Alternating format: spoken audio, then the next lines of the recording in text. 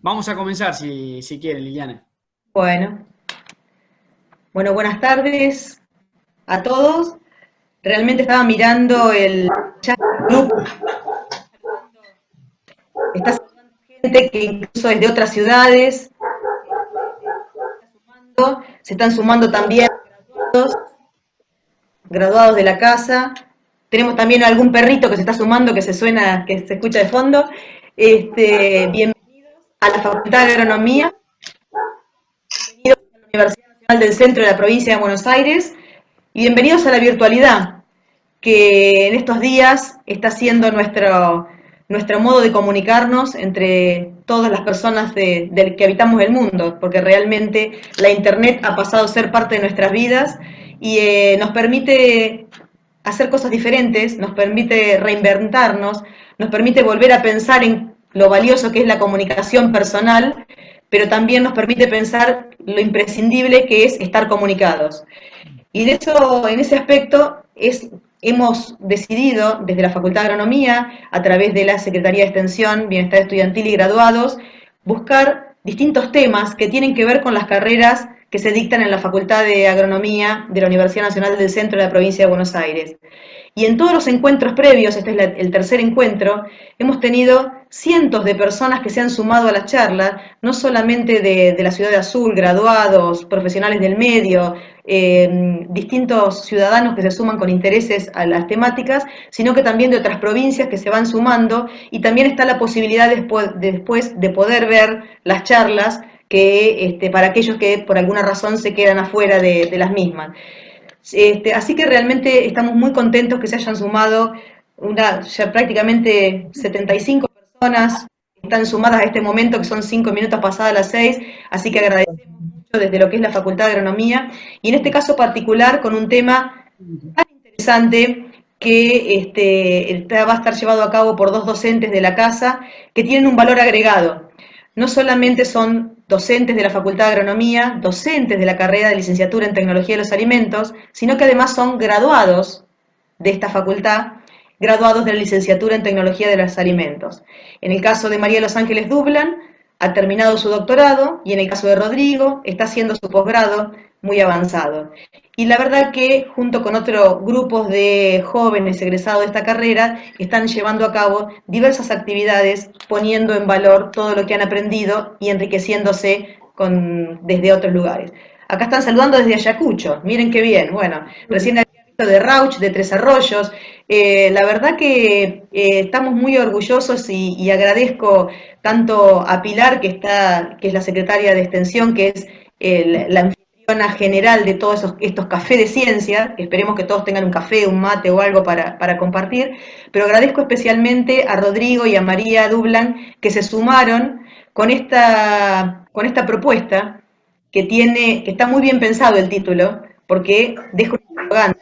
Bueno, conversando entre microorganismos, ¿qué pasará en estas charlas que podemos tener? ¿Qué pasará en estas charlas virtuales también que podemos llegar a tener? A ver dónde están los microorganismos dando vuelta a nuestro alrededor.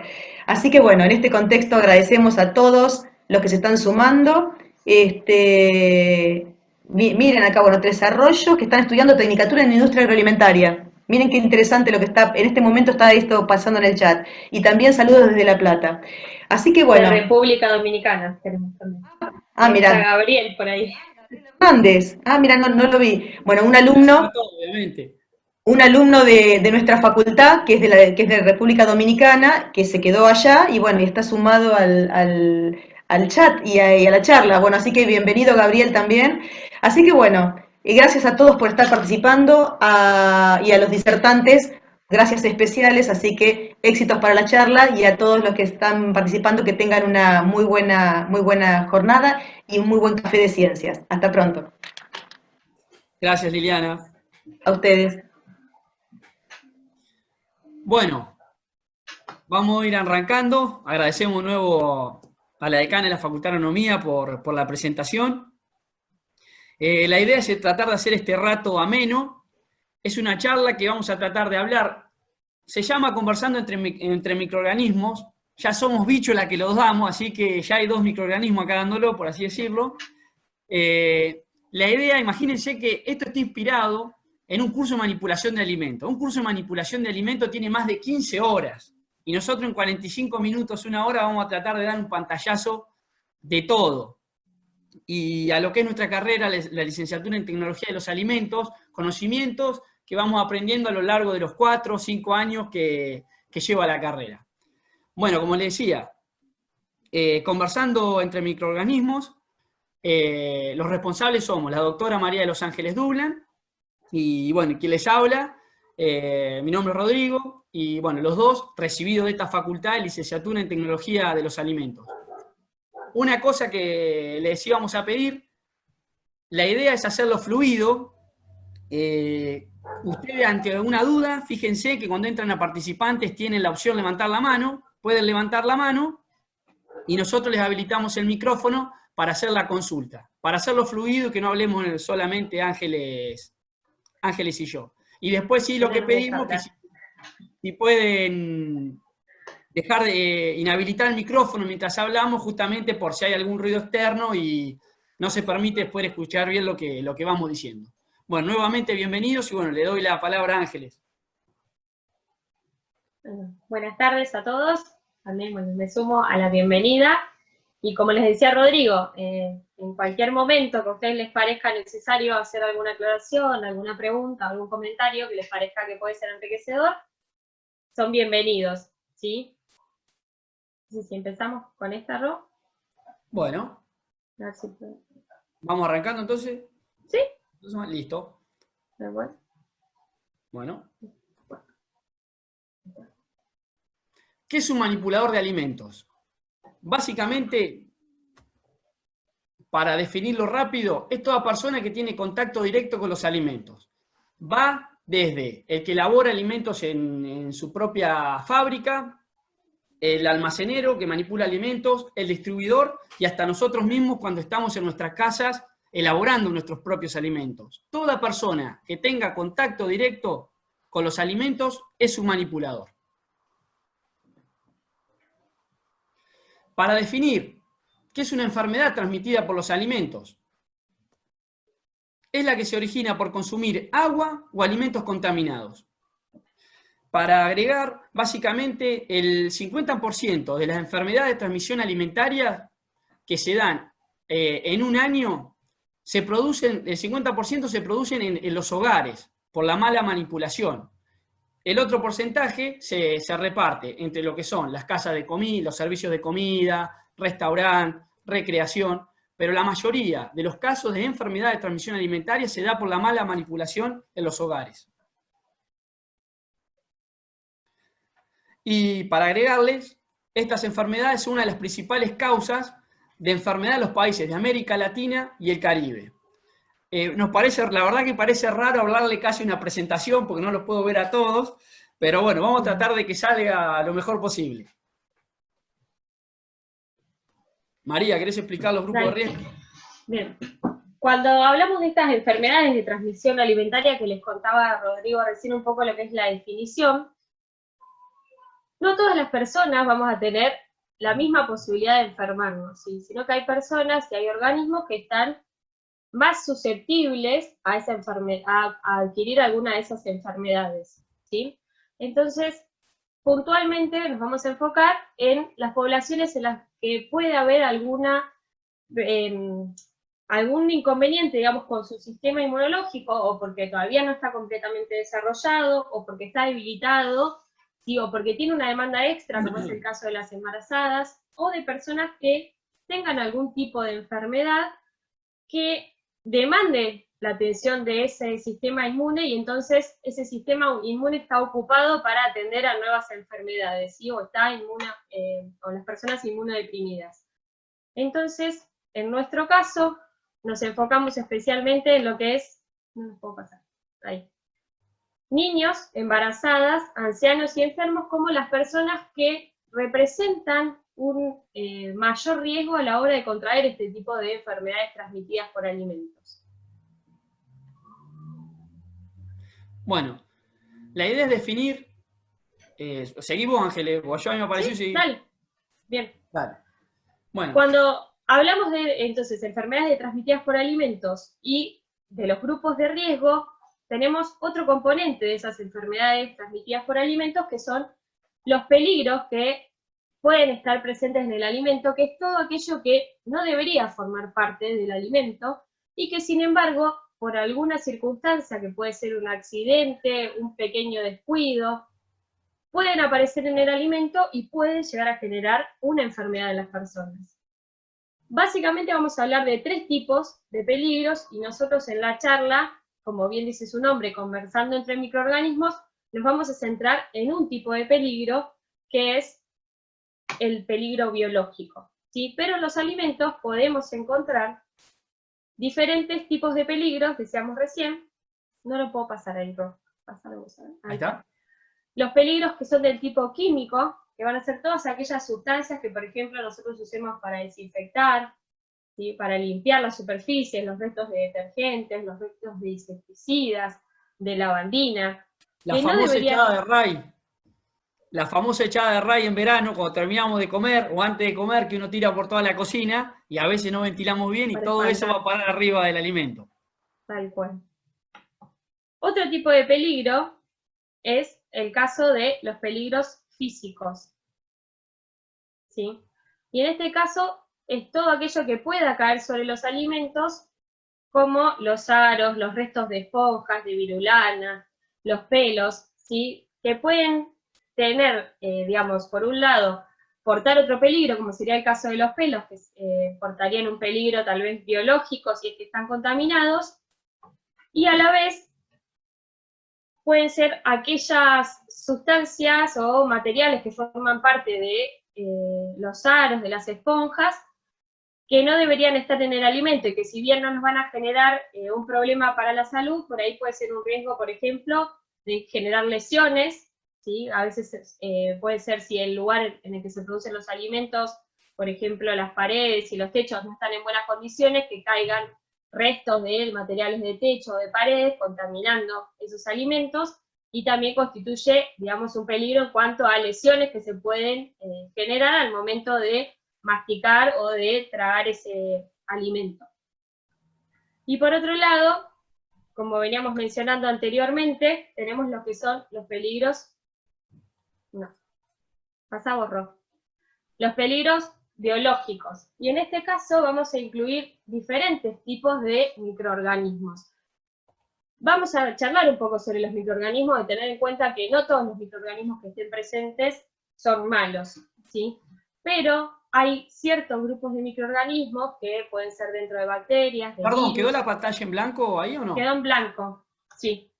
De parásitos o de hongos que tienen la capacidad de generar enfermedades en el hombre, ¿sí? Entonces, en ese caso en el que hablemos de microorganismos que tienen la capacidad de enfermar al hombre, van a representar un peligro biológico, ¿sí? Porque después vamos a ver, por ejemplo, que un yogur puede contener microorganismos que justamente son los que se utilizan para la producción de ese alimento y no son nocivos para la salud, ¿sí? Entonces, en ese caso no lo consideraríamos un peligro biológico. Entonces, siempre nos referimos a aquellos que tengan la capacidad de generar una enfermedad en el consumidor. Bien. Como decíamos recién, entonces, los peligros biológicos van a ser microorganismos, y la particularidad que tienen es que a la mayoría de ellos no los vamos a ver a simple vista. ¿Por qué digo a la mayoría? En algunos casos, si un alimento se nos contamina con un hongo, nosotros lo vamos a poder ver cuando comienza a crecer, ¿sí? Pero con otro tipo de microorganismos, como los virus, las bacterias o los parásitos, van a pasar desapercibidos ante nuestros ojos. La particularidad que tienen estos microorganismos es que habitan en diferentes ambientes que pueden estar en contacto con el alimento, ya sea en el aire, en el agua, en la tierra. Las personas incluso a veces podemos ser portadoras sanas de ciertos microorganismos que a nosotros no nos genera una enfermedad, pero que puede ser que a otra persona que esté más susceptible sí le genere una enfermedad, ¿sí? Entonces también los humanos podemos ser portadores y los animales. Y el riesgo es que esas fuentes en las que están presentes estos microorganismos entren en contacto con los alimentos que vamos a consumir, o con las superficies en las que vamos a elaborar los alimentos, porque justamente es, digamos, el momento en el que se va a producir esa contaminación. Y si bien contamos con algunas herramientas para eliminar o tratar de reducir la mayor cantidad posible de algunos peligros biológicos, hay casos en los que ni siquiera la cocción es suficiente, o hay alimentos que se consumen crudos, ¿sí? Entonces los peligros biológicos van a seguir estando presentes, no los vamos a poder eliminar de ninguna manera. Entonces es muy importante poder controlar esa contaminación para que no ocurra desde el inicio de la producción del alimento.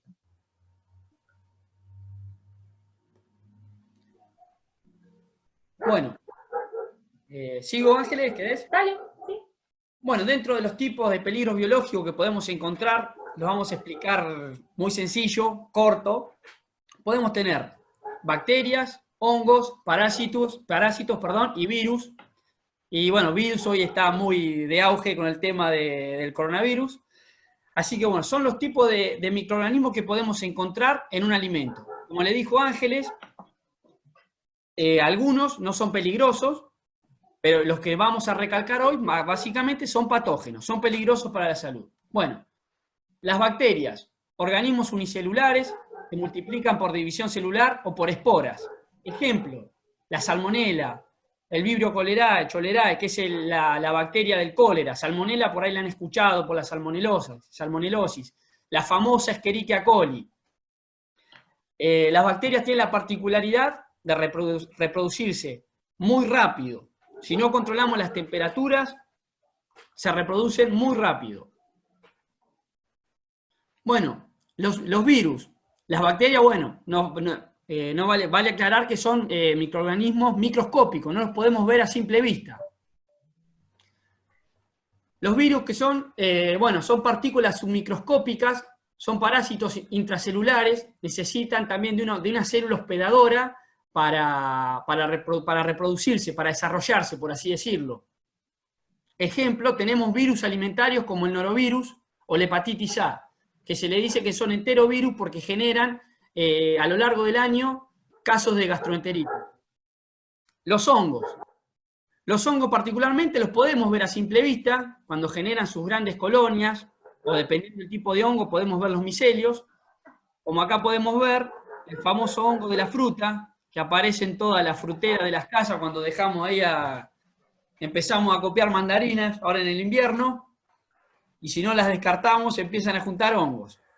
Ejemplo, el Rhizopus stolonifer, que es el moho del pan, que se ve cuando el pan está enmohecido. Y después parásitos. Los parásitos tienen la particularidad que se podría decir son los microorganismos más grandes también. Van desde microscópicos hasta parásitos que los podemos ver a simple vista, como el caso de la lombriz solitaria, por dar un ejemplo extremo.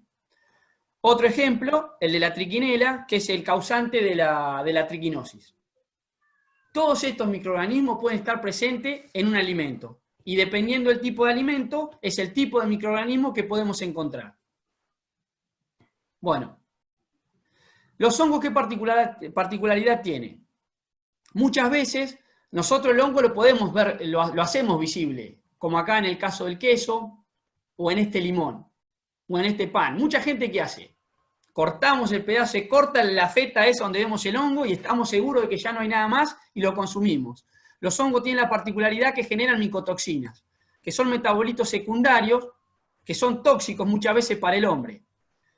La particularidad que tienen estas micotoxinas, que se van acumulando en el organismo, no porque uno vaya a comer queso con moho en el momento, a la hora o a los 2 días se va a sentir mal.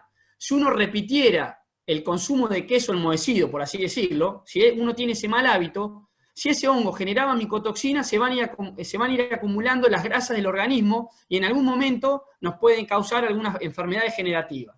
Dentro de las tantas enfermedades por micotoxinas que podría haber, daños en el hígado, problemas renales, reducción de la respuesta inmunológica, hasta cáncer. Todas estas, repetimos, son acumulativas por tener malos hábitos de consumo. Por eso, si uno ve un queso con moho, lo mejor es descartarlo, pan con moho, descartarlo. Por más que uno quiera ahorrar, lo preferible es cuidar la salud. Bueno, ¿por qué le gustan los microorganismos, los alimentos? Básicamente por estas razones. Los microorganismos son como nosotros. Necesitan nutrientes, en los alimentos tienen proteínas, tienen azúcares, necesitan humedad, agua, muy importante la disponibilidad de agua que tiene el alimento. Un alimento seco como el pan es menos propenso a ser contaminado por un microorganismo patógeno que un pedazo de carne, que un bife. Ese bife le ofrece mucha más cantidad de agua y mucha más cantidad de proteínas, la cual a los microorganismos les sirve para desarrollarse. Bueno, tiempo. El tiempo es aliado de los microorganismos. Si nosotros no controlamos los tiempos y sobre todo dejamos muchas veces los alimentos fuera de la heladera, que ahora vamos a explicar por qué es la importancia de la heladera, en ese tiempo que pasó 2 horas arriba de la mesada y un día de calor de 30 grados, esos microorganismos están chochos, tienen todo, y con ese calorcito empiezan a reproducirse cada vez más. Necesitan acidez. Nosotros en la facultad hablamos de pH para medir acidez, pero para hacerlo más gráficos, nosotros podemos tener un producto como la harina o un panificado. Generalmente, un trozo de carne bien cocido no nos da sensación de astringencia, porque es un producto más que nada básico, no tiene acidez. Y todo lo contrario, un cítrico puede tener acidez. Nosotros lo notamos enseguida al probarlo. Generalmente los hongos son más afines a aparecer en alimentos ácidos, por eso van a ver que en las frutas aparecen hongos. Y en las carnes, por ejemplo, en un trozo de carne más probablemente se desarrollen bacterias. Si bien siempre los microorganismos se adaptan a todos los ambientes, hay condiciones que prefieren. Y después la temperatura. Muy importante el rango de temperaturas para el crecimiento. Hay microorganismos, básicamente, los peligrosos para la salud, los patógenos, son afines a las temperaturas mesófilas, le decimos nosotros. ¿Qué es una temperatura mesófila? Son las temperaturas que se podría decir cercanas a la del medio ambiente y la que tenemos en el cuerpo. Los 37 grados que tenemos en el cuerpo son ideales para el desarrollo de microorganismos. Y hablando de las temperaturas, podemos entrar a los rangos seguros de temperatura y acá podemos empezar a explicar por qué es importante la refrigeración. ¿Cuál es la zona de riesgo donde no hay que tener un alimento, donde no hay que dejar afuera un alimento? Por ejemplo, las temperaturas por encima de la heladera, superiores a los 5 grados, hasta los 60 grados, fíjense que 60 grados ya es bastante caliente, son temperaturas zona de riesgo. En ese umbral, generalmente, como verán en el dibujito, los microorganismos empiezan a desarrollarse. Ni hablar si están a temperatura ambiente o a temperatura de 37 grados centígrados como en nuestro cuerpo. Los microorganismos están chochos, por así decirlo, se desarrollan y se desarrollan. Algo con la temperatura de 60. En un tenedor libre, si nosotros fuéramos, y de acuerdo a lo que dice la ley, y si se respetara, un tenedor libre donde tiene las bandejas de recalentamiento, no sé si han ido, fíjese que esas bandejas están calefaccionadas con vapor. Debería haber un termómetro que indique que la temperatura está mayor a 60 grados, debería estar a 65, 70 grados. Para mantener la temperatura del alimento, para que nosotros no lo comamos frío, sería importante además, pero sobre todo para no asegurarnos que está en el rango de temperaturas riesgosas. Bueno, respecto del rango de temperaturas seguras, las mayores a 65, hasta los 100 grados, y más altas ni hablar, ya son seguras. ¿Qué pasa después de los 65 grados? Los microorganismos presentes en el alimento generalmente se mueren. Acá entramos con el famoso dicho, el fuego mata todo. En este caso, el calor los mata. Temperaturas mayores a 65 generalmente empieza a matar a los microorganismos. 65 es la temperatura que se utiliza, por ejemplo, para pasteurizar la leche. 70 grados, 75 más o menos es la temperatura que utilizamos para tomar mates nosotros. Es una temperatura segura.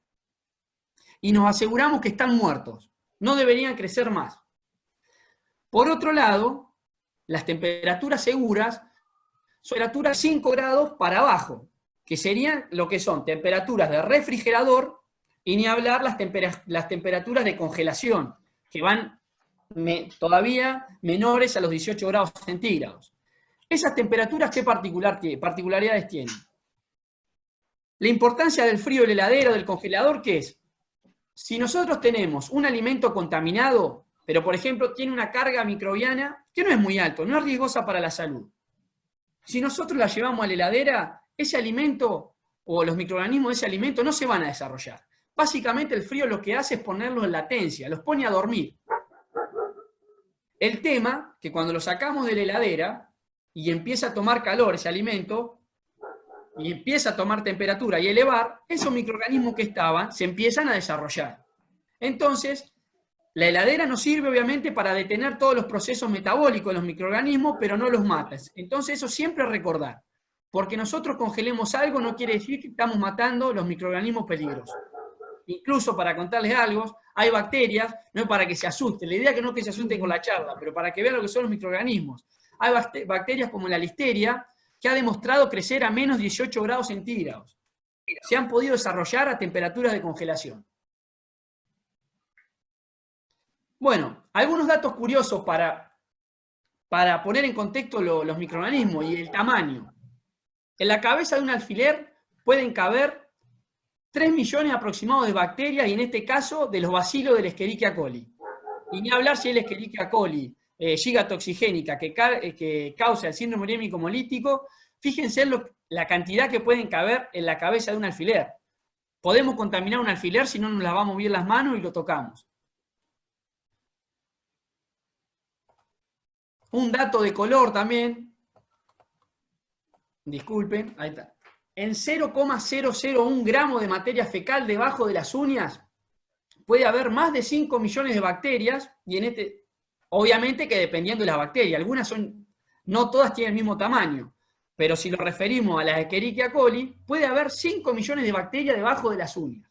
Todo eso por no lavarnos las manos. Y con esas manos sucias muchas veces nos preparamos el sándwich para nosotros, para nuestro abuelo o para nuestros hijos. Fíjense lo que es la importancia del lavado de manos y cepillarse abajo de las uñas. Y esto es muy importante. Cuando les hablamos de las temperaturas y el tiempo, una bacteria, como vemos acá, puede dar lugar a más de 17 millones en un periodo de 8 horas. Porque como les contábamos, se reproducen por división binaria. Nosotros tenemos una célula bacteriana, al cabo de 15-20 minutos se replica en 2, y así sucesivamente. Y si nosotros tenemos un alimento que lo manipulamos mal, no nos lavamos las manos, por ejemplo en verano cuando se hacen las mayonesas, lo dejamos toda la noche afuera, lo tocamos con la mano sucia como dije, generalmente nosotros abajo de las uñas no vamos a tener una bacteria, podemos tener hasta 5 millones. Imagínense si con una bacteria tenemos 17 millones al cabo de 8 horas, imagínense si metemos 5 millones de bacterias. Ese alimento es una bomba explosiva. Entonces los datos justamente es para tratar de graficar eso. Y como le decía María, nosotros nos vamos a abocar a los patógenos, a los que nos pueden enfermar. Pero la verdad que los microorganismos son más las bondades que tienen. Bueno, ni hablar. Las levaduras, hongos que nos permiten hacer la fermentación para nuestros panificados. Las bacterias lácticas del yogur, las que utilizamos los fermentos para el queso, que le dan ese sabor particular. Ni hablar las levaduras, bueno, para generar el vino, la cerveza, básicas, esas hay que cuidarlas, mimarlas básicamente. Y después tenemos los de comunidades como los de kefir, los probióticos, que hoy están tan de moda y son muy beneficiosos para la salud. Bueno, la voy a dejar hablar a Ángeles un poco ahora. Pensé que no. Una cuestión también, para agregar a lo que Rodri les venía contando, de lo que es, digamos, el tiempo y las temperaturas de los microorganismos, uno siempre tiene que trabajar con esos dos parámetros asociados. Si uno va a cocinar un alimento, por ejemplo, que muchas veces se consume lo que es la leche cruda, que viene desde el campo, porque por ahí se considera que es más saludable todo lo que sea natural. Bueno, asegurarnos de que por lo menos esos 65 o 70 grados están en ese alimento por lo menos durante media hora, ¿sí? No es suficiente con que nosotros lo expongamos 5 o 10 minutos a esa temperatura. Siempre es una asociación de tiempo y temperatura para asegurar que esos microorganismos se mueran, ¿sí? Y en algunos casos vamos a ver que hay microorganismos que son resistentes o que tienen estructuras que les permiten incluso resistir al calor. Entonces, en ese caso, también tenemos que estar mucho más pendientes de evitar la contaminación en la zona de elaboración de ese alimento, porque después, por más tratamiento térmico que nosotros le hagamos a ese alimento, no vamos a poder eliminar el peligro biológico. Un aspecto importantísimo a considerar cuando estamos hablando de manipulación de alimentos es la contaminación cruzada.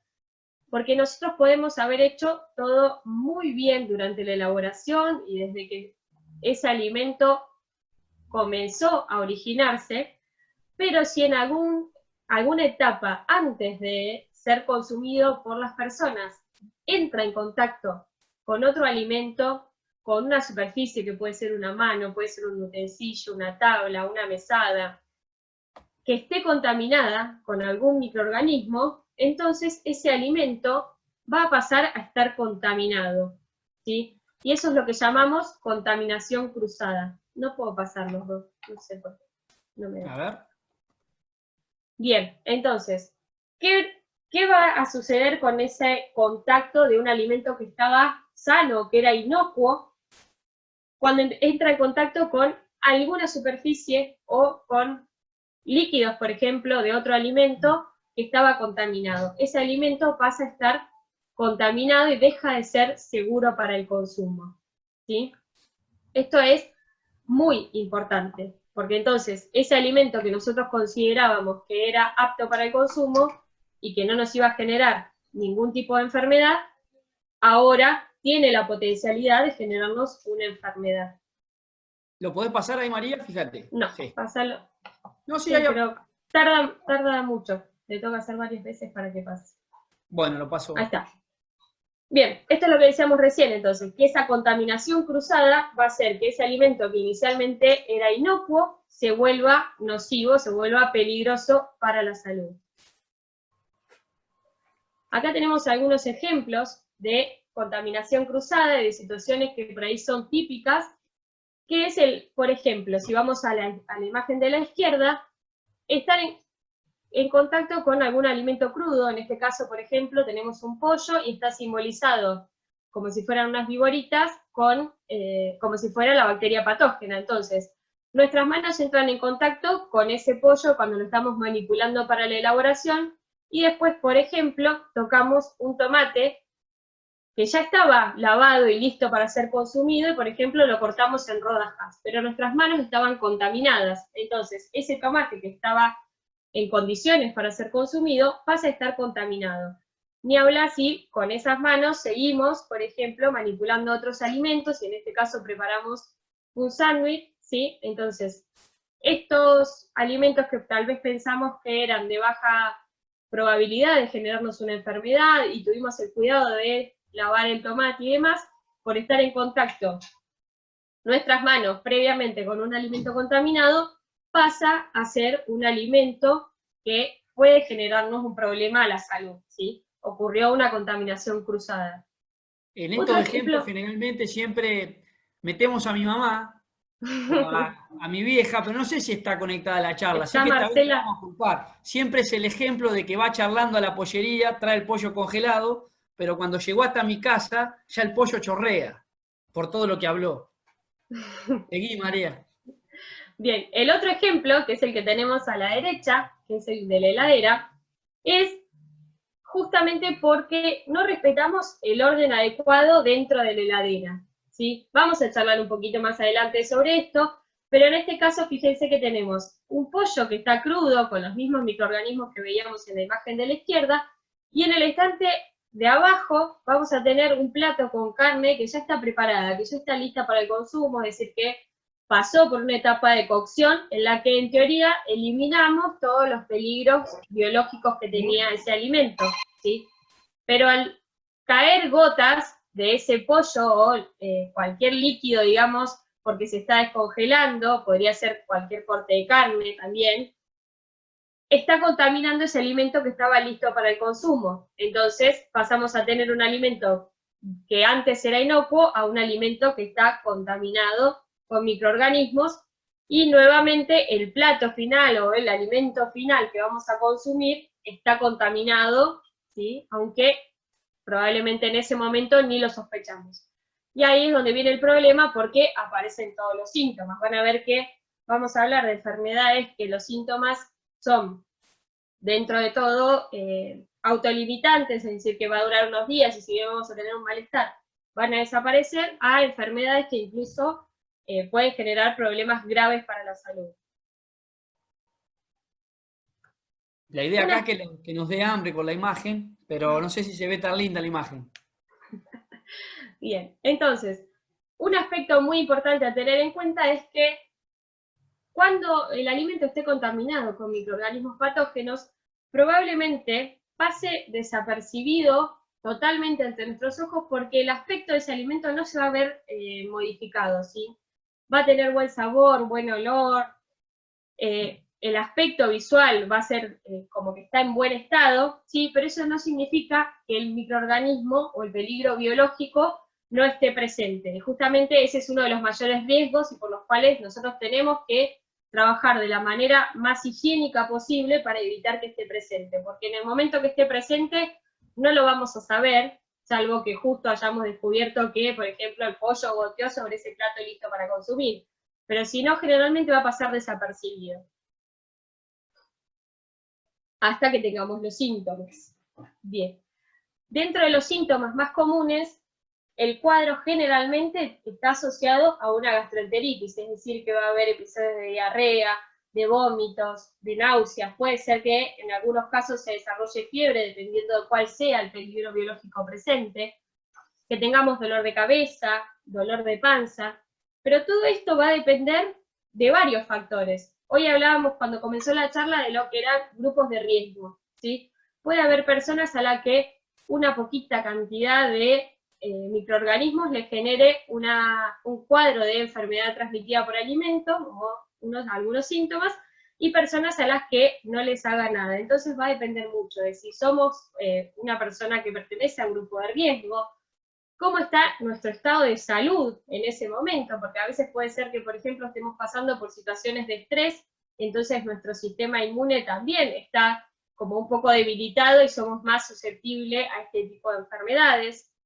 ¿Cuánto alimento consumimos? Porque vamos a estar pensando de que el microorganismo está presente en ese alimento y nosotros no nos habíamos dado cuenta. Hay microorganismos que van a tener lo que se llama dosis infectiva, es decir, la cantidad de microorganismos que nosotros tendríamos que consumir, muy bajita, y otros que necesitan que haya mucha cantidad de ese microorganismo para enfermarnos, ¿sí? Entonces, no es lo mismo si nosotros comimos, por ejemplo, una porción de torta que estaba contaminada con cierto microorganismo, supónganse que es una torta que tenía crema y estaba contaminada con algún microorganismo, a si nos comimos media torta, ¿sí? Porque la cantidad de microorganismos que comimos en esa porción, que es mucho más grande, es más elevada. Entonces hay mayor posibilidad de que el microorganismo pueda generar la enfermedad en nuestro cuerpo. Y seguramente, perdón María, te interrumpo, esa torta, capaz que a nosotros no nos hace nada, como dice María, pero a un niño que es del grupo de riesgo o a un anciano, seguramente le va a generar los síntomas mucho más rápido que a un adulto sano. Tal cual. Y también tenemos otro aspecto que tenemos que tener en cuenta, que viene asociado al tipo de microorganismo que produzca la enfermedad. Vamos a ver que hay ciertos microorganismos que tienen la posibilidad de producir unas sustancias químicas que se llaman toxinas, ¿sí? Y que esas toxinas son las que desencadenan ese cuadro de enfermedad en las personas. Entonces, va a depender mucho de qué microorganismo se trata, si tiene la capacidad o no de producir la toxina, y a su vez, si esas toxinas son resistentes al calor o no, porque a veces puede ser que el alimento se haya contaminado, que el microorganismo presente haya producido la toxina, pero que, por ejemplo, sea una toxina que se destruye por el calor, entonces no tendríamos el peligro, ¿sí? Todos esos factores influyen a la hora de desencadenar una enfermedad transmitida por alimentos. Y es muy importante tener en cuenta que si bien nosotros hablábamos recién de que hay algunas enfermedades que son autolimitadas, por ejemplo, las que son producidas por el Staphylococcus aureus, hay algunas que son muy graves y que pueden llegar a desencadenar la muerte, por ejemplo, porque produzcan una deshidratación muy rápida, y en ese caso el grupo de riesgo más importante es de los niños y de los ancianos, que por ahí son los que más fácilmente se deshidratan, justamente por los cuadros de vómitos, ¿sí? Entonces siempre hay que prestar atención a este tipo de población y a la manipulación especialmente de los alimentos destinados a estos grupos de riesgo. Siempre agregamos con Ángeles rápido para contar el caso, porque muchas veces para tomar conciencia uno, cuando hay chicos en el medio, uno como se queda más choqueado, por así decirlo. El caso de Ángeles me corrige cuanto mucho, un caso en Mar del Plata, de un jardín maternal, que bueno, la señorita por lo visto no tenía muy buenos hábitos de higiene, y era portadora ya asintomática de la Escherichia coli gigatoxigénica, que es la que produce el síndrome urémico hemolítico. Por lo visto esta seño iba al baño y no se lavaba las manos, y resulta que ella misma preparaba las mamaderas de los nenes. Bueno, si no me equivoco, creo que hubo 2 nenes fallecidos, o uno, y un montón de chicos enfermos. Fíjense, niños muertos por un hábito tan sencillo como lavarse las manos. Bueno. Bien, este era justo, digamos, el caso que por ahí Rodri les contaba. Digamos, si hablamos de enfermedades transmitidas por alimentos, el mayor problema que tenemos, o uno de los mayores problemas que tenemos en Argentina, es la ocurrencia de síndrome urémico hemolítico. Muchos de ustedes seguramente han escuchado la asociación del consumo de hamburguesas o de alimentos que tienen carne picada, que no son correctamente cocidos, con la ocurrencia de enfermedades, y principalmente esto afecta a los niños menores de 5 años, ¿sí? Si bien originalmente se asocia a lo que es la carne picada o las hamburguesas al desarrollo de este cuadro de síndrome urémico, lo que tenemos que tener en cuenta es que la bacteria que lo produce es la Escherichia coli, como les decía Rodrigo hace un ratito, productora de toxina Shiga, es decir, produce una sustancia química que genera daños en el organismo de la persona que consume el alimento. Si bien la mayor parte de los casos se registra en menores de 5 años, se está viendo que cada vez esa edad se extiende más, entonces estamos hablando de casos de niños de 11 o de 13 años que pueden desarrollar síndrome urémico hemolítico, y nuestro país, digamos, justamente porque la vaca es el portador principal de la bacteria Escherichia coli productora de toxina Shiga, es uno de los países con mayor cantidad de casos de síndrome urémico hemolítico, ¿sí? Para nosotros es una enfermedad muy importante, y que realmente con una correcta cocción de los alimentos y un lavado adecuado de las frutas, de las verduras o de aquellos alimentos que se van a consumir en crudo, podría reducirse muchísimo. Otro de los aspectos a tener en cuenta es aquellas enfermedades producidas por la bacteria que se llama Clostridium botulinum, que nosotros, digamos, en el último tiempo en nuestro país, ¿sí? Y particularmente en provincia de Buenos Aires y en La Pampa, ha habido varios casos. Digamos, esta enfermedad producida por el Clostridium botulinum, que es el botulismo, justamente por la presencia de esta bacteria que tiene la capacidad de producir esporas, que sería como si fuera una semillita que le permite sobrevivir a condiciones adversas. Pero en el momento en que esa semillita, que en este caso es una espora, encuentra las condiciones favorables, puede dar lugar a que otra vez la bacteria esté activa, ¿sí? Que es lo que llamamos la forma vegetativa de la bacteria. Y produce justamente una toxina que lo que hace es desencadenar una parálisis muscular, ¿sí? Y ha habido varios casos que están asociados a la preparación de conservas en condiciones que no son del todo higiénicas. Es mortal, muy mortal. Entonces, tenemos que tener, digamos, el cuidado en el momento de elaboración justamente por estos peligros. van a ver que si empezamos a hablar de enfermedades transmitidas por alimentos, tenemos un gran número de ejemplos y de microorganismos que son capaces de producir enfermedad. Nosotros en este caso nos centramos en los más importantes, los que consideramos que por ahí son más graves, que son si uno toma las precauciones al momento de la elaboración, ¿sí?, de la cocción de esos alimentos,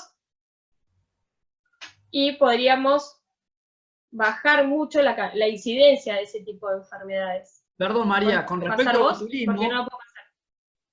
Sí, con respecto al botulismo, está asociado también, antes se tenía la costumbre de poner miel en los chupetes de los nenes, sí, como un relajante o para darle sabor. Se descubrió que las esporas de la bacteria del botulismo estaban en la miel y luego originaban la muerte súbitas en bebés.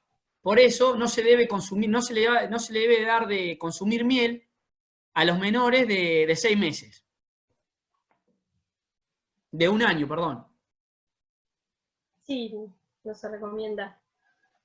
Bien, otro de los casos, y que también es muy típico de las poblaciones, y nosotros, por ejemplo, en el caso de Azul, ocurre frecuentemente la aparición de casos, es el causado por la Trichinella spiralis, que hoy les nombraba Rodrigo, que es un parásito, y que produce la triquinosis. ¿Sí? Esto está específicamente asociado a todo lo que es la preparación de embutidos y de chacinados a partir del cerdo, que si bien, digamos, hay gente que por ahí manda a analizar muestras de los animales que sacrifica, es muy importante hacer hincapié en que todos los animales que se sacrifiquen y que se vayan a utilizar para la elaboración de esos chacinados deben ser analizados, porque si uno de esos está contaminado y no se le hizo el análisis, al mezclar toda la carne, en realidad lo que generamos es que esa carne que se va a utilizar para hacer los embutidos esté contaminada en su totalidad, porque mezclamos animales enfermos de animales sanos, ¿sí? Bien, y otras enfermedades que no las pusimos porque hay un montón, pero por ejemplo, la salmonela, muy común, se ha dado, bueno, por consumo de huevos que han estado mal conservados, en heladerías, la salmonelosis, están las cremas también. Hay un montón de enfermedades. Bueno, la del Staphylococcus aureus, que lo nombró María, la idea era poner 3 para dar un ejemplo. Perdón, les doy lugar que estaban haciendo algunas preguntas por el chat. Una de las cosas que preguntan es si el síndrome urémico hemolítico se puede transmitir por agua de ríos contaminadas. Justamente, digamos, hoy hablábamos de que el ganado vacuno es el principal portador en nuestro país. Entonces, lo que es, digamos, residuos de la producción ganadera que pueda estar contaminado con, digamos, la materia fecal esté contaminada con Escherichia coli, productora de toxina Giga, si eso entra en contacto con cursos de agua, obviamente que es una potencial fuente de contaminación para los alimentos. Muchas veces lo que se hace es utilizar en las producciones hortícolas lo que se retira, digamos, de ciertas producciones, por ejemplo, la producción avícola, que también puede ser que los pollos sean portadores de Escherichia coli, productora de toxina Giga, o el riego con aguas servidas, y en eso que nosotros utilizamos como abono del suelo, lo que puede suceder es que esté presente la bacteria, y hay varios trabajos científicos que han demostrado que las hortalizas, y algunos grupos en particular, se puede llegar a contaminar con la presencia de la bacteria en el suelo. Por eso también es muy importante tener ese tipo de cuidados, de que el riego no sea con un agua servida o con un agua que esté contaminada. Perdón María, hubo casos de que supuestamente vendían hortalizas hortícolas, eran hortalizas orgánicas, que era orgánico. Básicamente los productos orgánicos, no es la idea hablar de ello, pero cortito, los productos orgánicos tienen un sello. Tienen un sello y tienen un valor mucho más caro que los demás. Pero un producto orgánico tiene un sello particular. Pasaba que ofrecían productos como que eran orgánicos porque no utilizaban agroquímicos, que podría ser cierto, no utilizaban agroquímicos, pero ¿qué pasó? Lo que les contaba María, regaban con el agua de los atmosféricos, con agua servida. La gente no lavaba bien esas lechugas, esos tomates, y hubo casos de síndrome urémico hemolítico, supuestamente por comer compuestos orgánicos mal lavados, y en verdad era una mala práctica del productor. Ahí vi que hay otra pregunta, perdón, sobre el coronavirus. Sí, sobre coronavirus. Con respecto al coronavirus y a los alimentos, básicamente el virus, si nosotros tenemos coronavirus, al hablar sobre un alimento o al tocarlo con las gotitas de saliva, el virus puede quedar pegado sobre el alimento. Eso está comprobado. Lo que no hay todavía muchos análisis científicos que determinen, por ejemplo, si uno lo cocina a tantos grados o en el microondas, el virus se muere. Seguramente el virus con una cocción se puede asegurar que lo eliminamos, pero todavía no hay evidencia científica que lo avale. Básicamente la mejor medida para el coronavirus es, cuando vamos a hacer las compras, bueno, lavarnos las manos nosotros y después tratar de limpiar todo lo que es envases. ¿Limpiarlas con qué? Con alcohol 70, que después vamos a contarles cómo se prepara, o lavandina. Obviamente, si uno tiene un paquete de harina, no le va a echar un chorro de alcohol o de lavandina porque el paquete se va a humedecer y todo eso. Hay que tener criterio. Pero en sí, si nosotros seguimos esa simple norma de hábitos de higiene, el coronavirus no debería llegar a los alimentos y causarnos algo. Claro. Más que nada, justamente esto, digamos, que no es que se considera que los alimentos sean portadores del coronavirus, sino que en realidad la presencia puede llegar a venir por haber estado en contacto con alguien infectado, por lo que se sabe hasta ahora. ¿Sí? Vieron que todos los días la información con respecto al coronavirus siempre se va sabiendo algo nuevo, porque todos estamos conociendo qué es lo que va sucediendo y qué avances se logran, o qué conocimiento nuevo se genera en torno al coronavirus, y es como que todos estamos muy pendientes. Pero más que nada la recomendación desde nuestra parte es eso, el de la descontaminación de los envases, suponiendo que pudieron haber estado en contacto con alguna persona contaminada, portadora, digamos, del coronavirus, pero que no lo sabemos. Entonces es solo un hábito de higiene como para tener la precaución, ¿sí? Bueno. Y una última, ¿sigo yo, María, o querés seguir vos? Sigo, si querés, no tengo dale. problema. Bien.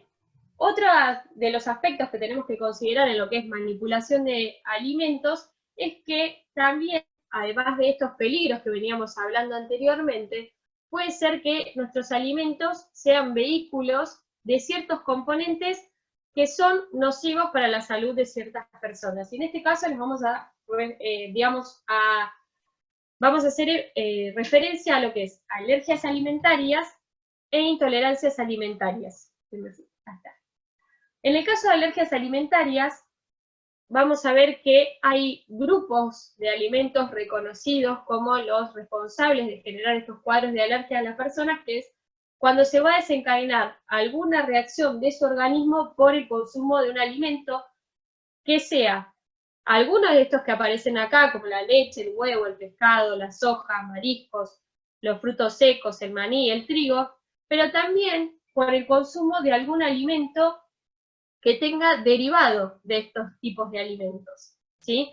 Es decir, que solo la presencia del alimento en sí, de un derivado, incluso lo que hablábamos hoy, de la contaminación cruzada, es decir, un alimento que, supónganse que estoy haciendo una dieta porque soy alérgica a la leche, y ese alimento que voy a consumir no tiene ni leche ni derivados lácteos, pero entra en contacto con una superficie que sí tiene una gota de leche o restos de algún producto que tenía leche o derivados, entonces ese alimento pasa a estar contaminado. Y eso es muy importante tenerlo en cuenta para cualquiera de los alimentos que pueden generar alergia. También hay situaciones en las cuales un componente o alguno de los componentes de los alimentos genera lo que se llama una intolerancia. En el caso de las intolerancias, se da una situación que es de por vida, es decir, la persona o el organismo de esa persona no puede consumir o no puede metabolizar ciertos componentes de los alimentos. Por ejemplo, es muy común la intolerancia a la lactosa, entonces muchos de ustedes habrán visto en las góndolas de los supermercados, en las heladeras, las leches deslactosadas, justamente para que las personas que no toleran el consumo de este azúcar puedan consumir el lácteo. Y otra muy común que está en auge últimamente en cuanto al diagnóstico es la intolerancia al gluten no celíaca, es decir, nosotros hasta ahora conocíamos y está muy bien informado todo lo que es la alimentación para personas celíacas, que viene en la diapositiva que sigue, pero les voy contándolo ahora, que no pueden consumir el gluten, ¿sí? Y que es un cuadro clínico específico, y en algunos casos hay personas que no son celíacas, pero que aún así el consumo de gluten a través de la dieta les hace mal, ¿sí? Entonces, tienen que evitar el consumo de ese tipo de alimentos, y en ese caso se habla de intolerancia al gluten no celíaca. Una cuestión importante también, ya que estamos hablando de alimentos, pero en el caso de alergias alimentarias también es muy importante tener en cuenta otros productos que están en contacto con las personas, ¿sí? Por ejemplo, todo lo que es productos cosméticos, incluso productos escolares, ¿sí? Hay personas que tienen alergias que incluso tienen que tener cuidado con ese tipo de productos, ya sean cosméticos o los productos escolares, los de librería, porque algunos pueden tener derivados de estos alérgenos, ¿sí? Que llamamos el grupo de los grandes 8. El otro aspecto que decíamos es que hay personas que tienen celiaquía, es decir, que presentan una enfermedad que se va a mantener de por vida, digamos, no es una enfermedad que se cure, sino que se puede controlar. Esa enfermedad tiene, además de esta situación en la que no pueden consumir el gluten porque les hace daño al organismo, un componente que es inmunológico, ¿sí? Que genera una reacción adversa en el organismo. Entonces, la única forma de evitar esas reacciones es a través de dietas que no incorporen el gluten como ingrediente. Bien. María, tenemos ahí unas preguntas. A ver, bueno, dale. A ver, para que pongo el chat. Yo lo A ver, moví, Silvia nos pregunta, riego con lagunas de tratamiento. A ver, la idea del riego siempre tiene que ser el agua de riego tiene que ser microbiológicamente apta. Uno podría regar con cualquier cosa siempre que tenga un análisis donde demuestre que no tenga una carga bacteriana, sobre todo de bacterias peligrosas, en gran cantidad y que pudiera poner en riesgo el cultivo. Siempre se supone que se debería analizar el agua de riego. Generalmente eso los productores los tienen controlados, igual que con los purines. Si ese residuo que ponemos, nosotros sabemos lo que estamos colocando en esa laguna, no habría drama, pero lo mejor es utilizar agua microbiológicamente apta y analizada. Agua de alguna napa sana y que no tenga contacto con algún pozo, por explicarlo así en general. Aníbal nos dice que también, bueno, el tema del compost también, hay que tener cuidado. Muchas personas a veces, sí, mezclan las heces de los animales domésticos con el compost, y no es correcto, porque estamos llevando un montón de carga de bacterias peligrosas al compost que después del alimento. Francisco pregunta cómo se toma la muestra para el análisis de triquinosis. Básicamente, para el análisis de triquinosis, la mejor muestra del cerdo son los pilares del diafragma. Bueno, no tengo justo una foto, pero la mejor muestra son los pilares del diafragma, el músculo intercostal, y lo que se hacía antiguamente es llevar la lengua del cerdo. ¿Por qué? Generalmente esas muestras, ¿por qué son óptimas?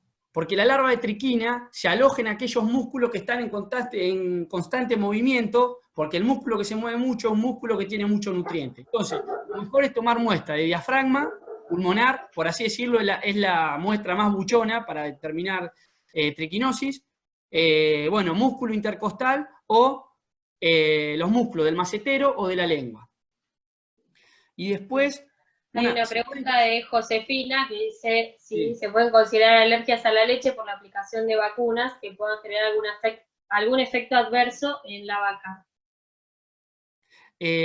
A ver, no hay nada, Josefina, realmente con respecto a las vacunas que demuestre que una vacuna... Pero hoy estás hablando de vacunas en la vaca, ¿sí? Si ¿En la vaca bien. o en las personas? Claro, porque en las personas sí hay, digamos, lo que uno tiene que tener en cuenta en las alergias alimentarias es cuál es el componente de esas vacunas para decidir o no digamos, para decidir si la aplicación de la vacuna es supervisada o no en la persona, ¿sí? Porque vamos a ver que en alergias alimentarias hay cuadros que son leves, como puede ser una deposición con sangre, o hay cuadros graves que pueden llegar a generar un shock de anafilaxia en la persona. Entonces, en esos casos se registra qué vacunas son aptas, es decir, son libres del alérgeno para aplicarlo a la persona, y en el caso de no haber opciones que sean aptas, lo que se hace es la aplicación bajo supervisión médica.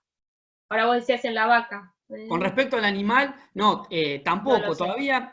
A ver, con respecto a las alergias, es un tema en sí básicamente moderno, de los últimos 15 años, 20 años, que todas las poblaciones han ido desarrollando cada vez más alergias, sobre todo los chicos.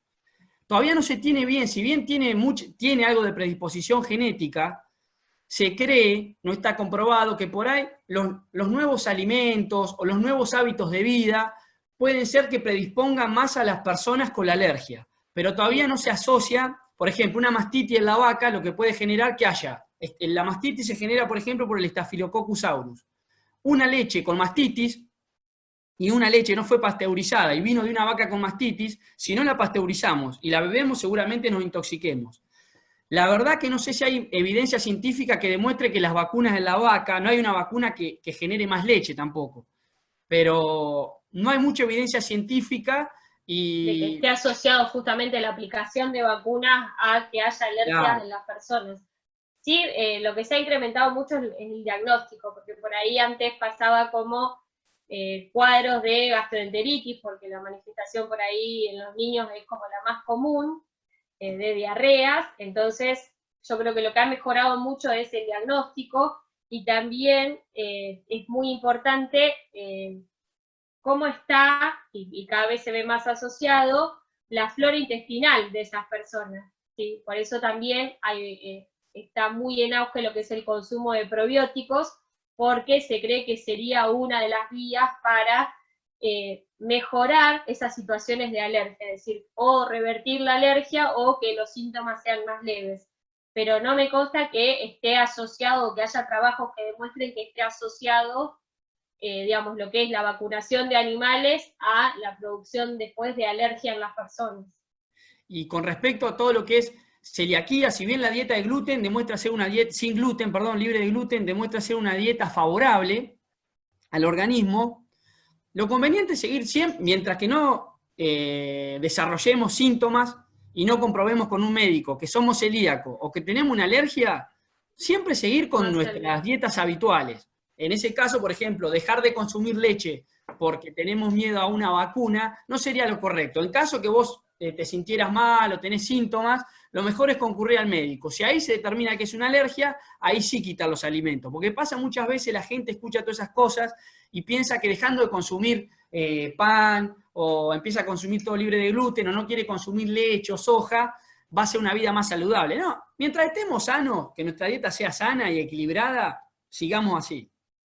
Bueno, y ahora el mayor riesgo por ahí en eso es el provocar una desnutrición, ¿sí? Porque a veces uno sigue una dieta que está libre de gluten y en realidad no presenta la condición celíaca. En realidad corremos riesgos de desnutrición por eliminar cierto grupo de alimentos, ¿sí? Porque al evitar el gluten, necesariamente hay algunas cosas, por el tipo de productos que vamos a consumir, que vamos a estar evitando el consumo de ciertos ingredientes de manera involuntaria. Entonces, lo más importante es no realizar estas dietas de restricción si no se tiene la condición de salud que requiere esa restricción, o eliminar el alérgeno, o eliminar el gluten, ¿sí? O la lactosa, o lo que sea que nos genera una situación de malestar. Tenemos dentro de la gente que nos está escuchando una profe, Marcela, que fue nuestra profe de nutrición, y creo que siempre nos enseñó que lo mejor es tener una dieta equilibrada. Lo de las dietas restrictivas no es correcto a no ser que sea por indicación de algún médico, por tener algún padecimiento. Lo importante es siempre tener dietas equilibradas. Hoy escucha que uno dice hay que sacar la carne, hay que sacar esto, hay que sacar... No, lo mejor es tener una dieta equilibrada. Bueno, y ya en la última parte, ¿cómo evitar? Ahora, con toda esta introducción, les queremos explicar o por ahí contar cómo evitamos que los alimentos se contaminen en casa. ¿Sigo yo, Dubla? Pues yo me metí. Sí, dale. Dale, vamos. 5 claves para la inocuidad, básicamente. Limpiar o higiene, separar, cocinar, almacenar y utilizar agua y materias primas seguras. ¿A qué hablamos con limpiar? La higiene, tenemos que hacer caso a la higiene de todo. Desde nuestra cocina, obviamente la cocina donde vamos a cocinar los alimentos, hasta la higiene y los hábitos personales que tenemos. ¿Qué tenemos que tener en cuenta? Como les decía, mantener limpia la cocina, los utensilios, todo lo que sea cuchillos, las superficies. Lavar una vez que utilizamos ingredientes crudos, se deben lavar los utensilios para tocar los alimentos cocidos. La importancia de lavar frutas y hortalizas antes de preparar comida. Como hoy hablábamos con lo del coronavirus. Cuando uno viene a la verdulería, es aconsejable meter esa verdura abajo de agua y si uno le puede poner 3 gotitas de lavandina por litro y luego dejar reposar 5 minutos, nos estamos asegurando que ese lavado con lavandina va a barrer la flora microbiana que puede ser peligrosa para nosotros. Muy atento a la higiene y conducta personal. Lavado de manos, claves. Íbamos a poner un slide, una firmina con lo que es el lavado de manos, pero bueno, con todo el tema del coronavirus se ha refrescado la importancia de cómo lavarse las manos. Con Ángeles y otros docentes venimos hace años contando los jardines y con otras personas que han participado junto a nosotros, le vamos a contar a los chicos cómo se lavan las manos. Básicamente, lavarse entre 30 y 60 segundos, agua y jabón, no se necesita otra cosa. Lavarnos durante 30 segundos, las palmas de las manos, refregarnos la parte externa, no sé si se ve bien, los pulgares entre los dedos y también la higiene entre las uñas. Siempre es importante. En el hogar ni hablar, y si uno tiene una casa de comida, de servicio de comida, más importante aún. Si bien ni hablar que la familia es importante, pero si cocinamos con responsabilidad para los demás, si uno es una cocinera que trabaja en un comedor, donde asisten 90 chicos que van a comer, y no nos lavamos las manos, el lío que podemos alcanzar, que podemos lograr, o como decíamos hoy, generar la muerte de chicos, todo por un simple hábito de no lavarse las manos. Que es muy común, por eso lo repetimos. O sea, que lavado de manos, clave. Y utilizar agua, obviamente, potable para hacer lavado de manos. No deberían cocinar las personas que están enfermas. A la hora parecen exceso a veces las recomendaciones, pero sí, no se debería fumar, comer, beber o escupir al cocinar. Son cosas que uno hace, no escupir tanto, pero puede pasar. Imagínense ahora con lo del coronavirus o lo que sea. Uno fuma, come y todas esas bacterias puede tener en la boca o en el cuerpo, después toca el tenedor o la cuchara y los va pegando ahí. Evitar usar anillos, pulseras, cadenas. Acá generalmente la gente coqueta se nos enoja cuando les decimos que se tienen que poner cofia para cocinar. ¿Por qué es recomendable? Parece un fanatismo, pero ¿por qué sería recomendable tener una cofia? Para evitar justamente la caída del pelo. El pelo, como le decía María, no solamente queda feo en el plato, sino que ese pelo muchas veces puede tener algún microbio pegado, alguna bacteria. Evitar el uso de anillos, pulseras. Generalmente todo lo que es anillos, pulseras de fantasía, muchas veces se pueden quebrar y caer adentro del alimento. Nosotros estamos comiendo ese puré tranquilo y ¡tac! Nos quebramos una muela, o si nos tragamos un arito podemos perforar un intestino. Por eso al cocinar, evitar todo lo que es billutería, aros, o si no, tenerlo bien resguardado para que no caigan adentro de los alimentos. Y después, la vestimenta adecuada y limpia. Si tenemos un delantal de cocina, ese delantal deberíamos lavarlo frecuentemente y el delantal se queda en la cocina. Pasa que uno se pone el delantal de la cocina y sale afuera a ver qué están haciendo los chicos, atiende al que tocó timbre, y ese delantal, parece una pavada, exagerado, se va contaminando con todos los microbios que andan alrededor de la cocina. El delantal lo deberíamos dejar en la cocina, sacarlo solamente para lavar. el tema de limpieza. Nosotros hablamos siempre, la limpieza básicamente es una etapa de lo que queremos alcanzar. Nosotros lo que tenemos que hacer, por llamar una palabra difícil, es el saneamiento. ¿Qué es el saneamiento? Es la limpieza y la desinfección. Básicamente, nosotros utilizamos para limpiar, por ejemplo, los detergentes. Los detergentes, ¿qué hacemos? Si tenemos una mesada en la que tuvimos un pollo, un pedazo de carne, generalmente puede quedar grasa. Básicamente los detergentes nos permiten despegar de las superficies, tanto de una mesada como de un tenedor, todo lo que sean grasas, proteínas o sustancias. ¿Por qué es importante aplicar el detergente? Porque ese detergente va a remover todos los microorganismos que puedan estar pegados en esa grasa o en esas proteínas. Y después, para asegurarnos, en el caso de la desinfección de superficies, en el caso de la limpieza de superficies, debemos usar un desinfectante. ¿Cuáles son los desinfectantes utilizados y nuestros caballos de batalla que son económicos y están en todos lados? Bueno, menos el alcohol hoy en la actualidad. El hipoclorito de sodio, la lavandina y el alcohol 70. Básicamente, con la lavandina tenemos que tener el recaudo de mirar el rótulo. Hay distintas concentraciones de lavandina. Generalmente las más usuales son la que viene a 55 gramos de cloro por litro y la de 25 gramos de cloro por litro.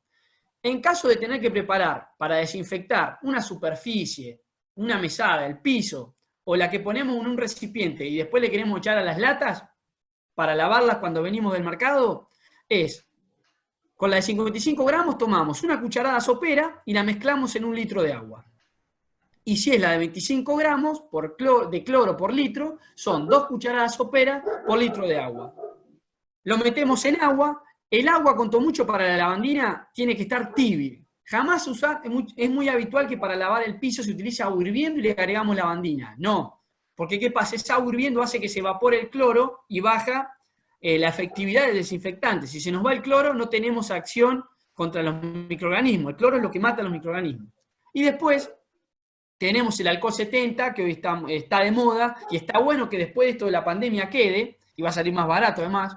¿Cómo lo preparamos? Son 7 partes de alcohol, tomamos 7 vasos de alcohol y lo mezclamos con 3 vasos de agua. O si no, tomamos una jarra medidora, medimos 700 centímetros cúbicos de alcohol y luego llevamos al litro con agua.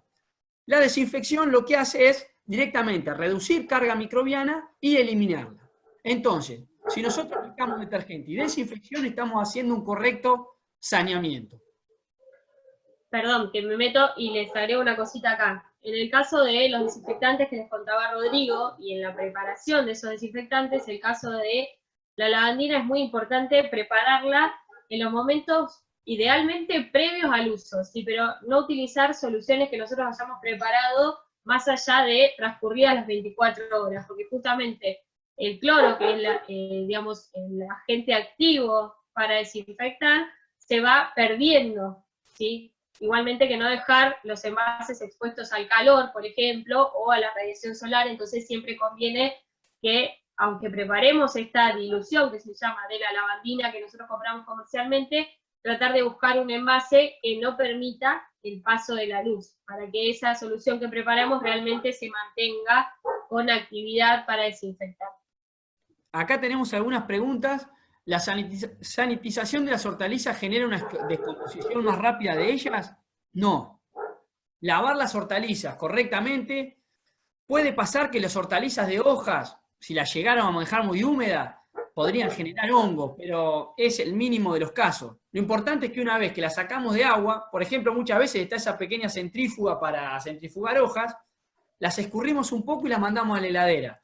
Pero el correcto lavado no debería por qué acelerar la descomposición de los alimentos. Contrario, No ser que incluso por ahí con lo que es carga de hongos, que por ahí es muy común que las frutas y las hortalizas se echen a perder por la presencia de hongos, con esta etapa de desinfección con el hipoclorito, por ejemplo, le estás bajando muchísimo esa carga. Entonces, al contrario, en lugar de generar que se deteriore, vas a poder prolongar un poco la vida útil, porque vas a tener menos microorganismos que utilicen ese alimento que vos vas a consumir, esa fruta o esa hortaliza, como nutriente propio, digamos. Entonces no lo van a estar degradando. Otra pregunta que tenemos, ¿qué característica debe tener, por ejemplo, el jabón líquido para el lavado de manos? Básicamente, el jabón líquido que compres en cualquier comercio, mientras no sea un producto a granel, en ese rótulo va a venir rotulado y seguramente tuvo que haber sido analizado en algún momento y autorizado por la ANMAT. Está buena la pregunta porque nos abre este camino. Siempre comprar productos para sanitización que tengan el aval de las autoridades o de los organismos de salud que rigen estos productos. Uno va a comprar un jabón marca la que sea al supermercado, se supone que si está en un supermercado tiene que haber tenido un análisis. El problema con el jabón líquido es cuando uno compra a granel. Cuando uno, por ejemplo, ahora que se vende suelto, hasta alcohol en gel suelto, no es por desconfiar de la buena fe de los comerciantes, porque hay seguramente algunos que lo hagan bien eso. Pero pasó, por ejemplo, ahora en Buenos Aires que vendían jabón líquido y alcohol en gel, que básicamente lo que eran gel con colorante, no tenían acción de nada. La gente por ahí por ahorrar y por comprar más cantidad, compra un producto que no es de calidad. Pero si no, no debería Siempre tener que ninguna tenga restricción. rótulo. Claro, Hacer el hincapié en rótulo. eso, de que siempre nosotros podamos conocer cuál es la composición de ese producto y que, como les decía Rodrigo, tenga algún respaldo de los organismos de salud y en el caso de lo que es, por ejemplo, alimentos y productos de limpieza, cosméticos, lo que es farmacéutico, tiene el respaldo de la ANMAT. Y un aspecto que por ahí se ha consultado mucho en lo que es esta época de pandemia es el uso de si conviene o no los jabones antibacteriales. Y en este caso, si nos referimos específicamente a lavarnos las manos para prevenir la ocurrencia de una infección por coronavirus, en realidad el hecho de que el jabón sea bactericida no lo hace más eficiente porque estamos hablando de un virus, ¿sí? Entonces con un jabón y un lavado correcto de manos, independientemente de cuál sea el jabón, y siempre que ese jabón tenga un rótulo que lo respalda, es suficiente. No hay una especificación determinada en cuanto a qué condiciones tiene que tener ese jabón. Bien. Acá Bueno. ponen que duran más las sanitizadas. Bueno. ¿Querés seguir, Seguí, Ángeles? seguí si querés y leo Listo. por ahí si nos queda algún comentario. Ya vamos terminando. Quedan un par de filminas más y los liberamos, así ya no les quemamos más el cerebro. Bueno, ¿cómo deberíamos hacer una buena limpieza? Básicamente, como decíamos hoy, estamos cocinando, hicimos ensalada, preparamos carne, pueden quedar restos arriba de la mesada desde la tierra que venía en esas hortalizas, si es lechuga ni hablar, restos de cáscara, un montón de residuos orgánicos, por así decirlo. Primero hacemos la limpieza en seco. ¿Qué hacemos? Con un cepillito o un trapo seco, retiramos lo grueso. Vamos a sacar esa tierra que vemos, los trozos de cáscara, todo eso lo retiramos. Después pasamos a la aplicación del detergente. Fíjense que dice permitido. Siempre tratar de comprar productos permitidos, como decíamos hasta recién. Como le explicábamos hoy, hacemos agua, detergente, o como diga el rótulo del envase, lo aplicamos sobre la superficie y sacamos esa suciedad que puede quedar pegada. Se enjuaga con agua potable para eliminar el detergente y la suciedad que queda pegada, entonces enjuagamos con agua. Y próximamente aplicamos el desinfectante, que en nuestro caso siempre es la lavandina o lo rociamos con alcohol. No vale la pena primero pasar la lavandina y después el detergente, porque la verdad que la lavandina arriba del detergente no va a tener efecto básicamente. Lo importante es detergente, lavandina. Y luego Sí, hacemos siempre agua en el medio. agua, obviamente. Te estás adelantando, Romina. No, me adelanté, sí, pero aplicación de detergente, enjuagamos con agua potable, desinfectante, vuelvo a repetir, enjuagamos con agua potable, y bueno, y así nos estaríamos asegurando de hacer una limpieza correcta, tanto de lo que es el piso hasta una mesada. Rescato acá uno de los comentarios que dice Aníbal de usar las cantidades recomendadas, las cantidades permitidas, ¿sí? Que no siempre más es mejor. Y esto es muy importante, cuando nosotros recién hablamos de con qué desinfectar, y les damos concentraciones o formas de preparar esa lavandina que viene en forma comercial, o el alcohol. es muy importante respetar eso, ¿no? Porque nosotros usemos, por ejemplo, la lavandina que viene concentrada en el bidón que compramos en el supermercado, la desinfección va a ser más eficiente. Al contrario, es necesario preparar esa mezcla de agua y lavandina en las proporciones indicadas para que esa desinfección sea eficiente. Y además, todo esto que utilizamos para lo que es la limpieza y la desinfección, es cierto que lo vertemos al medio ambiente. Entonces, tratar de usar la cantidad que necesitamos para evitar una contaminación innecesaria. Bueno. ¿Seguís vos, Ángeles? Dale, sigo. El otro punto, ¿sí? Luego de lo que era la limpieza, es la de separar. Y en este caso, retomo lo que hablamos originalmente cuando empezó esta charla de contaminación cruzada. Tengo que tratar de separar aquello que está listo para consumir o que considero que es un alimento que ya está inocuo porque lo cociné, porque si es una fruta o verdura lo lavé y lo desinfecté, de aquellos alimentos que pueden llegar o superficies que pueden llegar a presentar una potencial contaminación para ese alimento que era inocuo. Entonces, siempre separar crudos de cocidos, ¿sí? Todo aquello que esté crudo y que deba ser cocido para su consumo debe estar separado de los alimentos que están listos para consumir, ya sea que se trate de otras carne, por ejemplo, que ya esté cocida, o de frutas, hortalizas, que ya hayan sido sanitizadas para su consumo, ¿sí? Entonces, siempre es recomendable utilizar tablas distintas, por ejemplo, si voy a manipular alimentos crudos y alimentos cocidos, no mezclar lo que son las tablas que uno utiliza, por ejemplo, para las carnes crudas, que dijimos pueden ser portadoras de microorganismos como la Escherichia coli productora de toxina Giga, para cortar, por ejemplo, verduras que ya estén sanitizadas y que vamos a utilizar para preparar una ensalada, por ejemplo. Tratar de tener tablas diferentes para cada una de esas actividades de manera de eliminar digamos, o reducir lo más posible el riesgo de contaminación. Lo ideal sería tener tablas de plástico en lugar de las de madera, porque por ahí las de madera tienen una porosidad que permite la acumulación de residuos de restos de alimentos. Entonces, ideal de madera, si es posible, de diferentes colores para cada grupo de alimento, por ejemplo, un color para las verduras, otro color para las carnes crudas, para las carnes cocidas otro color, y si no es posible tener tablas diferentes, entonces usar alguna etapa de desinfección luego del lavado de esas tablas, previo a la utilización con otro tipo de alimentos que estén listos para consumir.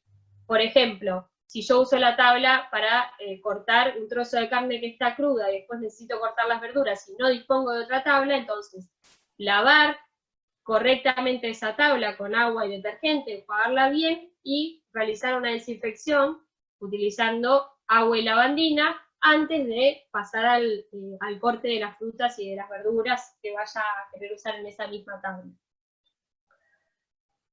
Otro de los aspectos es almacenar correctamente los alimentos. Tenemos que tener en cuenta cuáles son los alimentos que requieren frío y cuáles no. Y respetar eso, ¿sí? No ocupar tal vez lugar innecesariamente dentro de la heladera con alimentos que no requieren ser guardados en la heladera, es decir, que no requieren estar almacenados a temperaturas de refrigeración. Siempre en los envases vamos a encontrar esa información, como las recomendaciones del productor que dice conservar, y generalmente se indica un rango de temperaturas, ¿sí?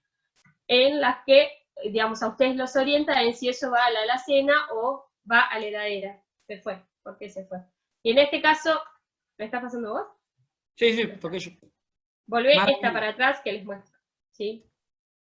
En este caso, por ejemplo, es una foto de un supermercado, que no es azuleño, pero es de la región, que tiene en los estantes de la heladera envases de chocolinos o de cacaos para la leche, ¿sí? Que en realidad está utilizando un espacio que no es el correcto para el almacenado de esos alimentos, y por eso lo de la cruz.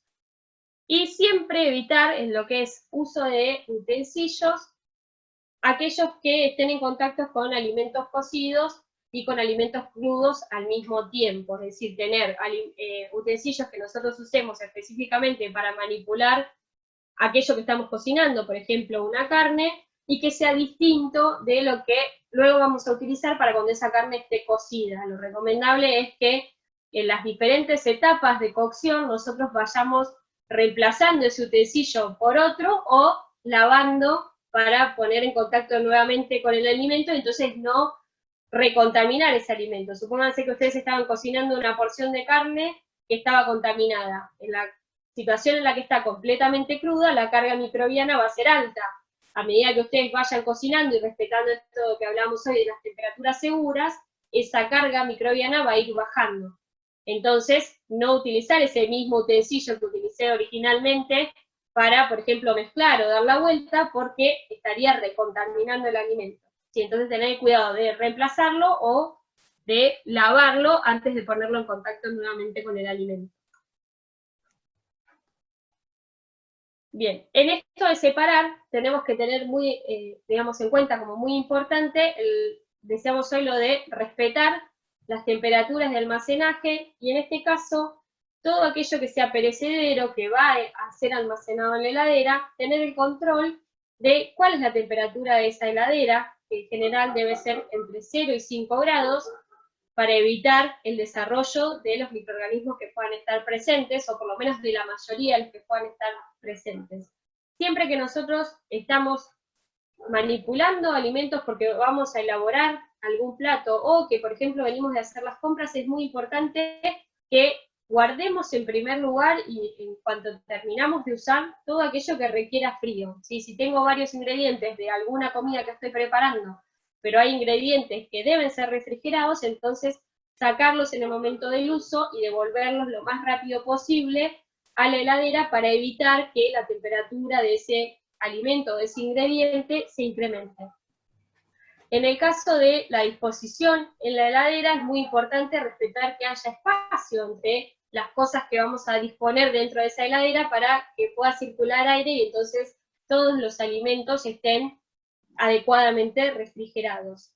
Y otro aspecto importante, que es para la heladera, pero también es válido para las alacenas, es tener en cuenta lo de la regla de que lo primero que entra es lo primero que debe salir. Es decir, nosotros cuando almacenamos alimentos debemos tratar de asegurar una rotación de esos alimentos, de manera que aquello que hace más tiempo que está guardado en la alacena o en la heladera, sea lo primero que consumimos, ¿sí? Y eso también tiene que tener, digamos, tiene una relación directa con lo que es la fecha de vencimiento. Si nosotros aseguramos que esa rotación ocurre en nuestros lugares de almacenamiento, vamos a minimizar la posibilidad de que algún producto se nos venza dentro de la heladera o en la alacena, porque justamente estamos sacando lo que hace más tiempo que está guardado.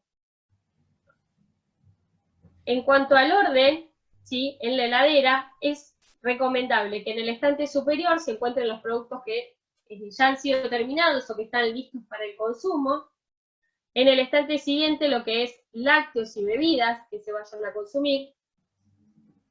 Más hacia abajo lo que es productos crudos, ¿sí? Como pueden ser las carnes o el pollo que veíamos hoy, y lo ideal es que no estén directamente en la bolsa que que nos dieron, digamos, en el lugar en el que lo compramos, sino que estén contenidos en algún tipo de recipiente que impida que los líquidos que se van a desprender de esos productos crudos puedan contaminar la heladera o alimentos que estén en estantes inferiores. Y en el estante de abajo de todo, colocar las frutas y las verduras. ¿Querés pasarlo?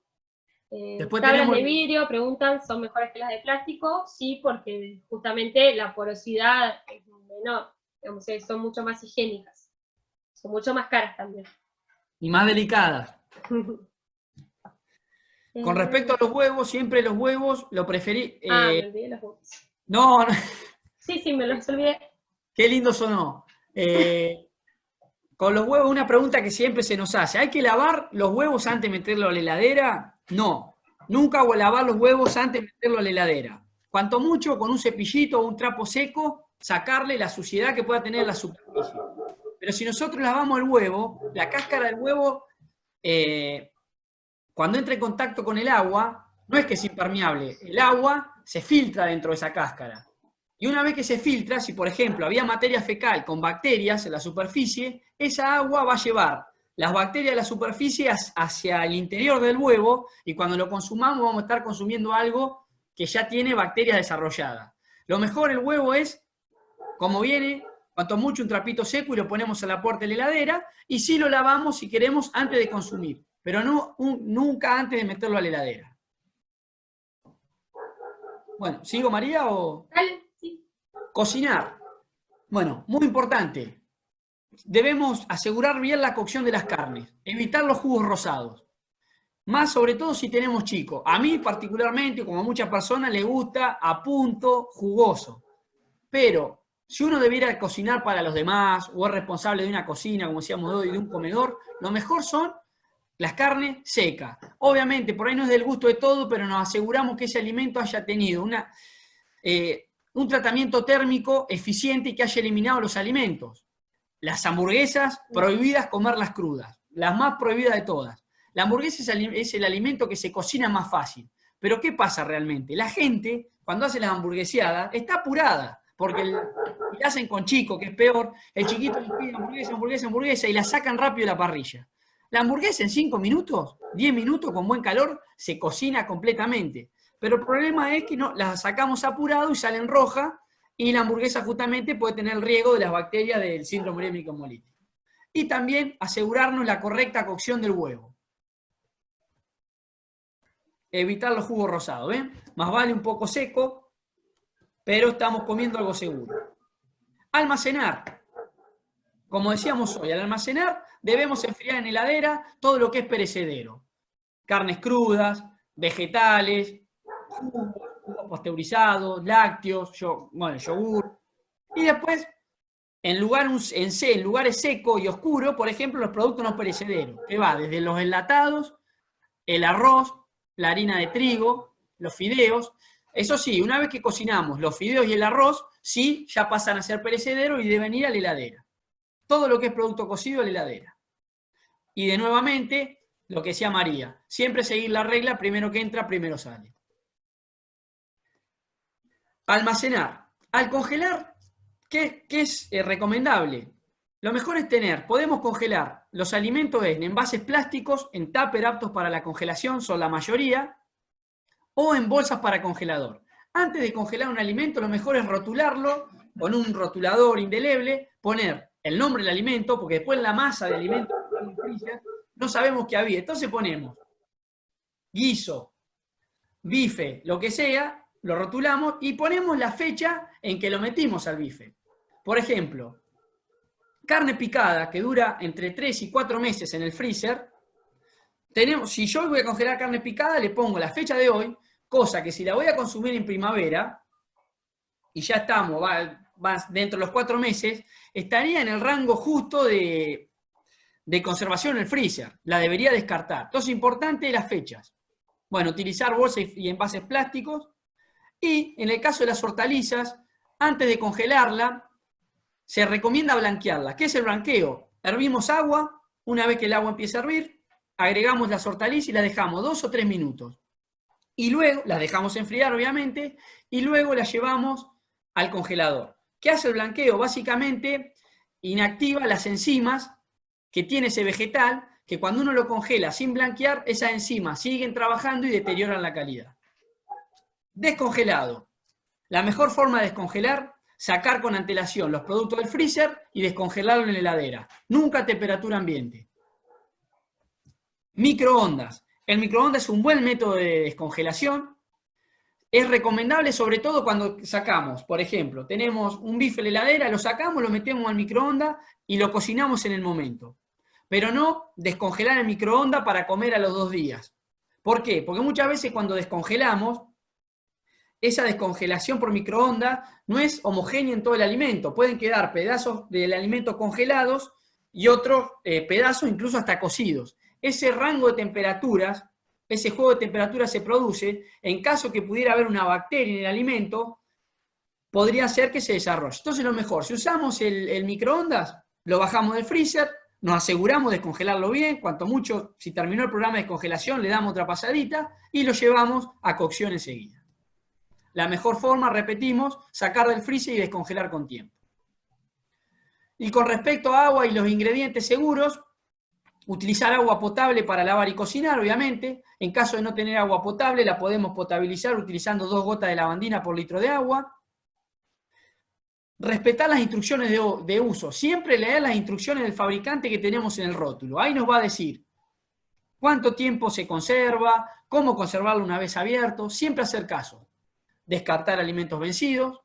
Evitar comprar alimentos de dudosa procedencia. Si vamos y compramos salamines, que si no estamos seguros que hizo los análisis con triquinosis, no lo compremos por las dudas, más vale pagar un poco más y comprar algo que esté analizado y con un rótulo correcto. Y evitar ingredientes en mal estado. Si vemos que está en mal estado, por ahorrar, generalmente la gente no lo hace, pero alguno lo puede hacer, lo mejor es siempre descartar. Les agrego una cosita, digamos, en lo que es ingredientes seguros que venías hablando, es que a veces nosotros compramos, por ejemplo, algún tipo de ingrediente que venga en envases muy grandes, ¿sí? Y esto es para lo que es ingredientes de alimentos y también por ahí para lo que es productos de limpieza para evitar accidentes. Y pasamos ese ingrediente a un envase más chico. Es muy importante trasladar la información desde el envase más grande a un envase más chico, ¿sí? Es decir, qué producto es y cuál es la fecha de vencimiento. Y es muy importante tener ese cuidado en lo que es productos de limpieza para evitar confusiones y que un producto que no es apto para el consumo llegue a estar en contacto con los alimentos, ¿sí? Muchas veces ha pasado, por ejemplo, con los aditivos como el bromuro de potasio, ¿sí? Que se ha usado de manera accidental en reemplazo de la sal común de mesa y que genera muchos problemas para la salud. Entonces siempre identificar eso que no está en su envase original, saber qué es y cuándo se vence en el caso de que sea un ingrediente alimentario. Bien. Con respecto a la fecha de vencimiento, ¿qué es? Es una fecha límite que indica que una vez superada esa fecha, el alimento no se debe consumir. Por lo tanto, fecha de vencimiento, alimento que está vencido, no lo debemos consumir.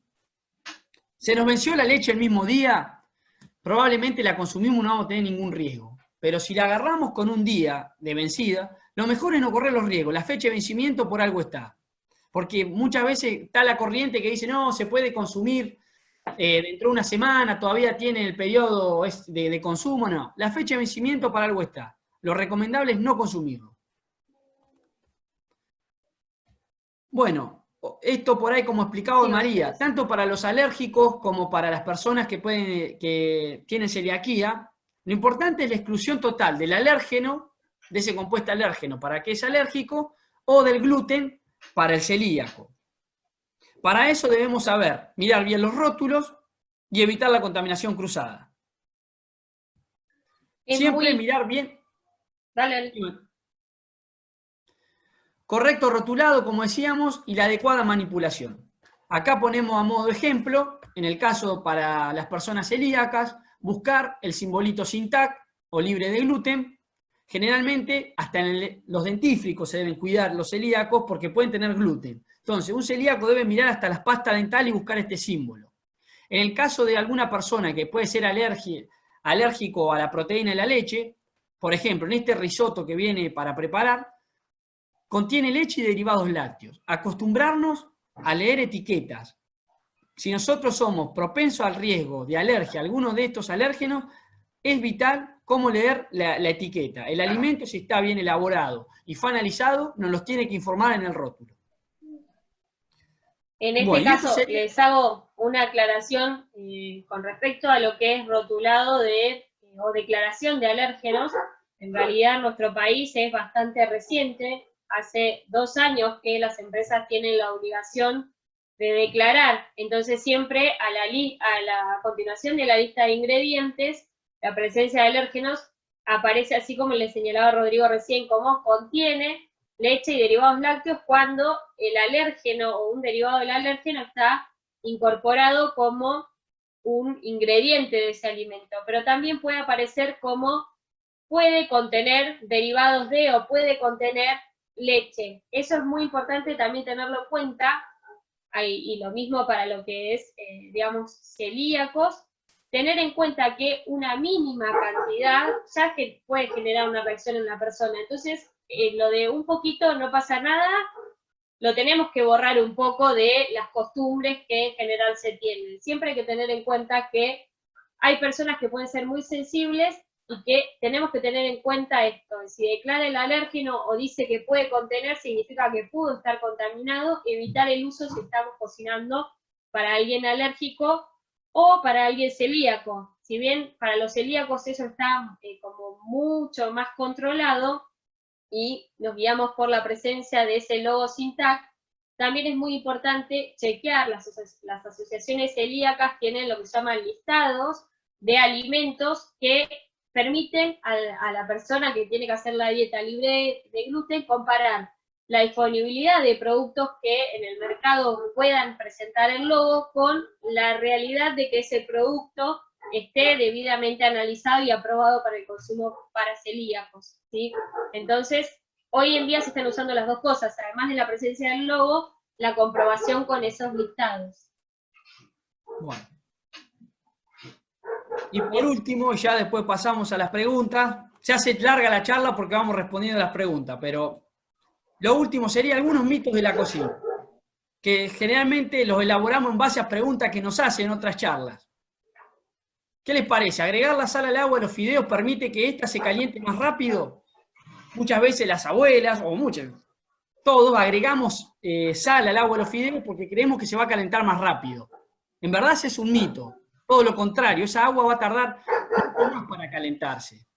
Solamente le podemos agregar, si agregamos sal para salar el agua está perfecto, pero si es para que se caliente más rápido, estamos ante la presencia de un mito. La carne cocida se puede guardar en el horno entre comidas. La gente muchas veces cocina, como está cocido, se confía de que ese alimento no va a estar contaminado y lo sigue guardando en el horno. No, mito. Todo lo que es cocido se puede contaminar de manera cruzada, como decíamos hoy, por tocarlo con las manos sucias, y le estamos poniendo bacterias peligrosas al alimento. Lo mejor es cocinarlo y si nos sobró lo metemos a la heladera. Bueno, lo de lavar los huevos me había olvidado que estaban los... Tengo un compañero que es muy ansioso, entonces esto ya... Pensé que, que lo habíamos sacado ya. Bueno, el mito de los huevos no lo vamos a explicar porque ya sabemos que, a ver, no hay que lavarlos, claramente. La realidad es que los metemos a la heladera, cuanto mucho le pasamos un trapito seco, pero nunca lavarlos. Ángeles, ¿querés continuar con los otros?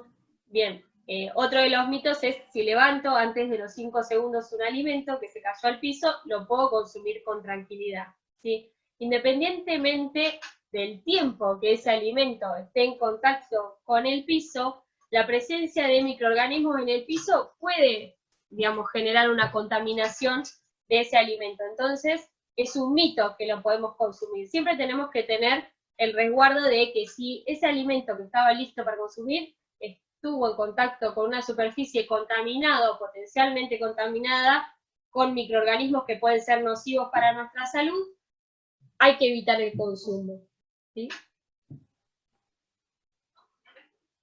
Este también lo mencionamos anteriormente, mezclar lavandina con detergente nos asegura una mejor y eficiente desinfección. Esto es un mito, ¿sí? Justamente mezclar el detergente con la lavandina puede provocar incluso intoxicaciones en la persona que lo está manipulando. No solo no va a ser más eficiente esa desinfección, sino que hay un riesgo para la salud de la persona que lo está manipulando.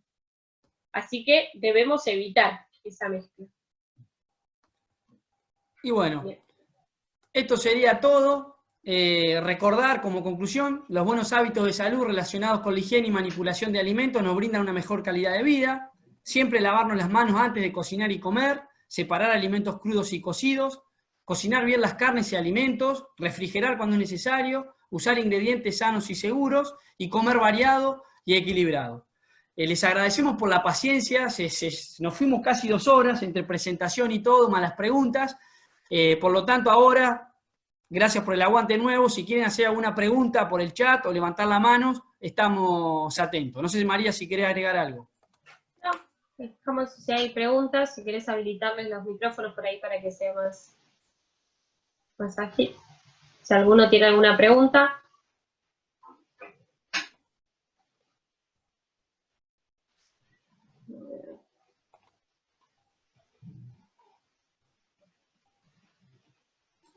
¿Alguna pregunta? Gracias por el aguante de nuevo, se fueron casi 2 horas. Bueno.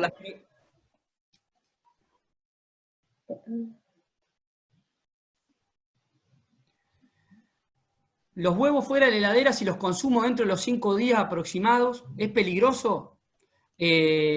No. Generalmente, los huevos a temperatura ambiente, 20 grados, pueden tener hasta 20 días, durante 20 días justamente son sanos para consumir, se pueden consumir. En heladera, ¿qué hacemos? Generalmente nos aseguramos que esa vida útil se alargue, porque al estar a temperatura fría no avanza el deterioro. El deterioro se da con más rapidez cuando hay temperaturas más altas. Lo aconsejable es que si uno compra huevo, por ejemplo, media docena de huevo y la consume en la semana, tranquilamente lo puede dejar fuera de la heladera, porque ese alimento no se va a deteriorar.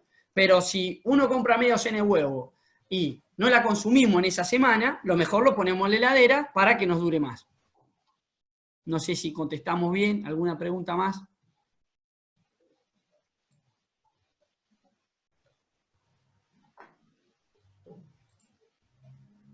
Acá hay otra que dice, ¿cuál es el riesgo preciso de descongelar un alimento frisado a temperatura ambiente? El problema es que ese alimento en la parte exterior se va a comenzar a descongelar rápidamente y el centro va a quedar congelado, ¿sí? Por más tiempo. Entonces, en esa parte más en contacto con el exterior, vos vas a tener un alimento que va a estar, además de tener todos los nutrientes que necesita un microorganismo para crecer, si está contaminado con el microorganismo, ese microorganismo va a tener todas las condiciones para crecer, porque va a tener alimentos, o va a tener los nutrientes que necesita a partir de ese alimento que estás descongelando, va a tener tiempo, porque el descongelarlo en la mesada va a llevar tal vez todo un día o más, dependiendo de la época del año, y además va a tener temperatura ambiente, que es una temperatura de riesgo, dijimos hoy, ¿sí? Si estamos pensando, por ejemplo, en una temperatura de 20, 25 grados, ese microorganismo se va a poder ir multiplicando rápidamente y la carga final que vas a tener en ese alimento antes de consumirlo va a ser muy alta. Acá Pilar nos pregunta, ¿mezclar lavandina y desodorante de piso en el mismo balde para limpiar afecta la acción desinfectante de la lavandina?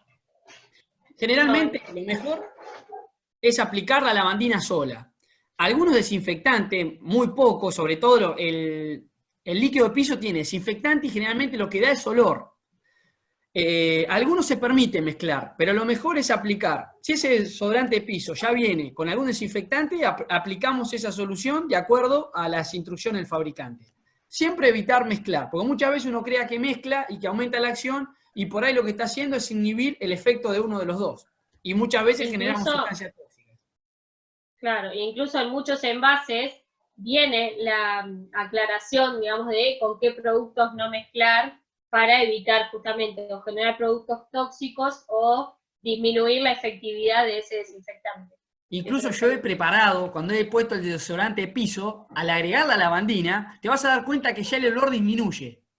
Está bien, cuanto mucho va a tener menos olor, pero ahí ya está generando una inhibición. ¿Comprar fiambre feteado al vacío puede ser inseguro? No. Generalmente esos productos nuevos, como lo que son los feteados y envasado al vacío, si el productor sigue todos los criterios lógicos de higiene, no debería por qué ser peligroso. Son de los nuevos tipos, son nuevas formas de conservar los alimentos. Muchas veces la gente ve algo al vacío, todo y piensa que es algo nuevo, y todo lo asocian con que es algo químico, algo puede ser peligroso. No, no hay que temer a las nuevas formas de envasado, a los nuevos tratamientos. La industria generalmente regula, la mayoría, el 98% de los productos que están en un supermercado, en un almacén, está regulado por la industria. A no ser que compren mercadería trucha en algún lado. Pero no corremos ningún riesgo.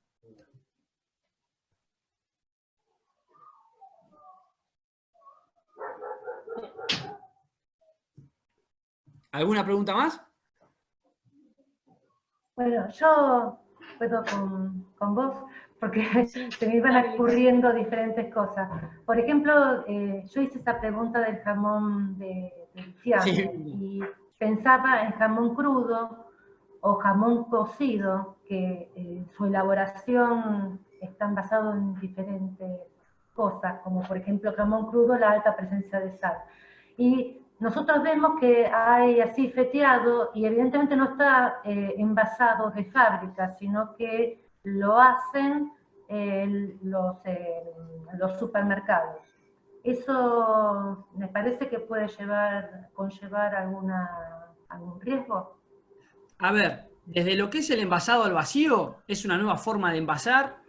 Está buena porque generalmente el vacío, ¿qué hace? Quita el oxígeno del envase, por lo tanto los microorganismos que respiren el oxígeno no se van a desarrollar. Puede haber algunos que sí, los anaeróbicos que no utilizan oxígeno, pero básicamente ese envasado al vacío, si está bien hermético, no debería ser un problema. El tema por ahí, Vilma, lo que apuntás, ahora te entendí mal la pregunta. Sí, La yo manipulación. quiero creer que, por ejemplo, un supermercado como la Anónima debe capacitar a sus empleados para que lo hagan con higiene ese envasado al vacío. Pero sí, si uno mete carne contaminada y le envasa al vacío, probablemente al consumirla nos puede hacer mal. Entonces, si está rotulado, ya viene el vacío, como viene algunas carnes, que ya viene hasta el nombre frigorífico, sí es mucho más seguro. Pero sí, si no quedamos muchas veces a expensa de lo que haga ese elaborador de alimentos. No sé si te Todo contesto. va más allá de por ahí el uso de esta estrategia de envasarlo al vacío, es justamente el ambiente en el que ese envasado al vacío se va a producir para evitar que haya una contaminación, porque tal vez es una muy buena forma de conservar ese alimento, ¿sí? Para evitar el desarrollo de microorganismos que utilicen el oxígeno, pero si está preparado en condiciones poco higiénicas, sí pasaría a ser un alimento riesgoso. Por eso siempre es muy importante chequear qué tipo de productos se compran, en dónde se compran, si se puede tener acceso a cómo es ese proceso de envasado en este caso, como para generarnos más tranquilidad. Pero muchas veces no tenemos la posibilidad de acceder a ese tipo de información.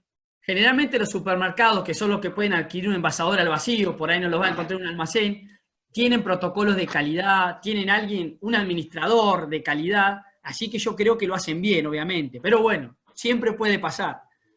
Otra pregunta, ¿la carne en bandeja puede resultar insegura? Similar a lo que estamos con el envasado vacío. Si fue envasada correctamente, con las bandejas limpias, a las temperaturas adecuadas, no debería haber un problema. No hay que tener miedo a los productos congelados, envasados, porque se supone que están regulados y las cosas bien hechas. Que después puede haber algún inescrupuloso que no cumpla las cosas y no se enferme, puede pasar. Pero generalmente esas cosas están reguladas y son seguras. Otra pregunta, si un celíaco se cepilla con pasta no apta, ¿le provoca los mismos síntomas que si consume un alimento no apto? Sí. María les explicaba que muchas veces hay algunos celíacos que tienen la reacción directamente con entrar en contacto la harina con el hay distintos grados, algunos tienen más agravado esa reacción que otros, pero por más que vos no te tragues la pasta de dientes, al entrar en contacto con el gluten que tiene esa pasta de dientes, seguramente vas a tener la reacción. Siempre el celíaco, tanto como el alérgico, el único tratamiento es no consumir el producto para el celíaco, consumir cosas libres de gluten, y el alérgico, evitar los alimentos con el alérgico adentro. Ese es el único tratamiento. Tal cual. Sí, por eso es muy importante tener el cuidado que les decía hoy. En los alimentos nosotros podemos chequear o por la presencia del logo, en el caso de celíacos, o por la declaración de alérgenos a continuación de la lista de ingredientes. Pero también hay una asociación, si les interesa, que se llama Red Inmunos, que la pueden buscar en internet, que se encarga de elaborar y mantener actualizados listados. En el caso de los que son alérgicos, hay listados de productos cosméticos que son aptos, y hay listado de útiles escolares también aptos para alérgicos. Gracias de nuevo por el aguante. Van a ser 2 horas, nos dijeron 1 hora y media, ya nos pasamos media hora, nos van a matar a nosotros, pero nosotros chocho, Bueno, la verdad que una pregunta más y para nosotros. Los liberamos. Dice, los lácteos, por ejemplo, el yogur, ¿cuánto tiempo puede permanecer abierto en la heladera? Esto es lo que hoy hablábamos de leer siempre la información en los envases, porque además de estas especificaciones de que, por ejemplo, el yogur debe ser almacenado en la heladera o bajo refrigeración, va cada producto perecedero tiene la información en el envase que indica que una vez abierto se debe consumir dentro de un periodo de tiempo determinado. Generalmente eso se informa como 48 horas, 3 días, 72 horas, ¿sí? Pero siempre se informa en el envase, entonces es muy importante aprender a mirar la información que tiene disponible el envase del alimento que consumimos. El link del canal de la facultad, no lo sé en este momento por ahí, Pilar, por ahí. Pero es el canal de YouTube de la Facultad de Agronomía de Azul. Sí, buscá en YouTube Facultad de Agronomía de Azul y seguramente vas a ir. Configuran como café de ciencias estas charlas. Ahí está, ahí lo agregó Pilar. El canal de la Facultad de Agronomía se llama Facultad de Agronomía UNSPB. Bien, ¿alguna otra pregunta?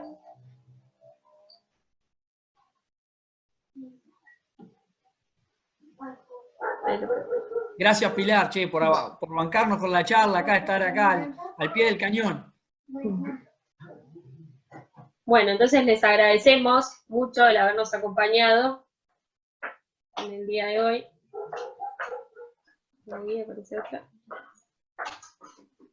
Gracias a todos nuevamente. Podemos abusar un poco más del tiempo porque si, bueno, a no ser que tengamos hijos que anden dando vueltas y nos apuren, pero en cuarentena tenemos un poquito más de tiempo. Pero un gusto, la verdad, poder comunicar, llevar todos estos conocimientos de nuestra carrera a la gente. Bueno, como hoy decían en un mensaje, la importancia de que las facultades se comuniquen y podamos llevar mucha información que mejora la calidad de la gente, de la población. Así que, un gusto nuevamente y gracias por la paciencia.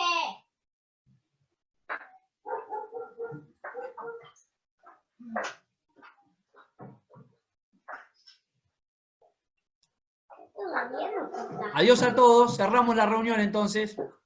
Adiós. Bueno, gracias. Muchas gracias. Gracias, Vilma. Chao, Chao, gracias. María. Bueno, re claro, chicos. Los felicito. Gracias. Chao. Muchas gracias. Gracias. Chao, chao. Bien, Lucy.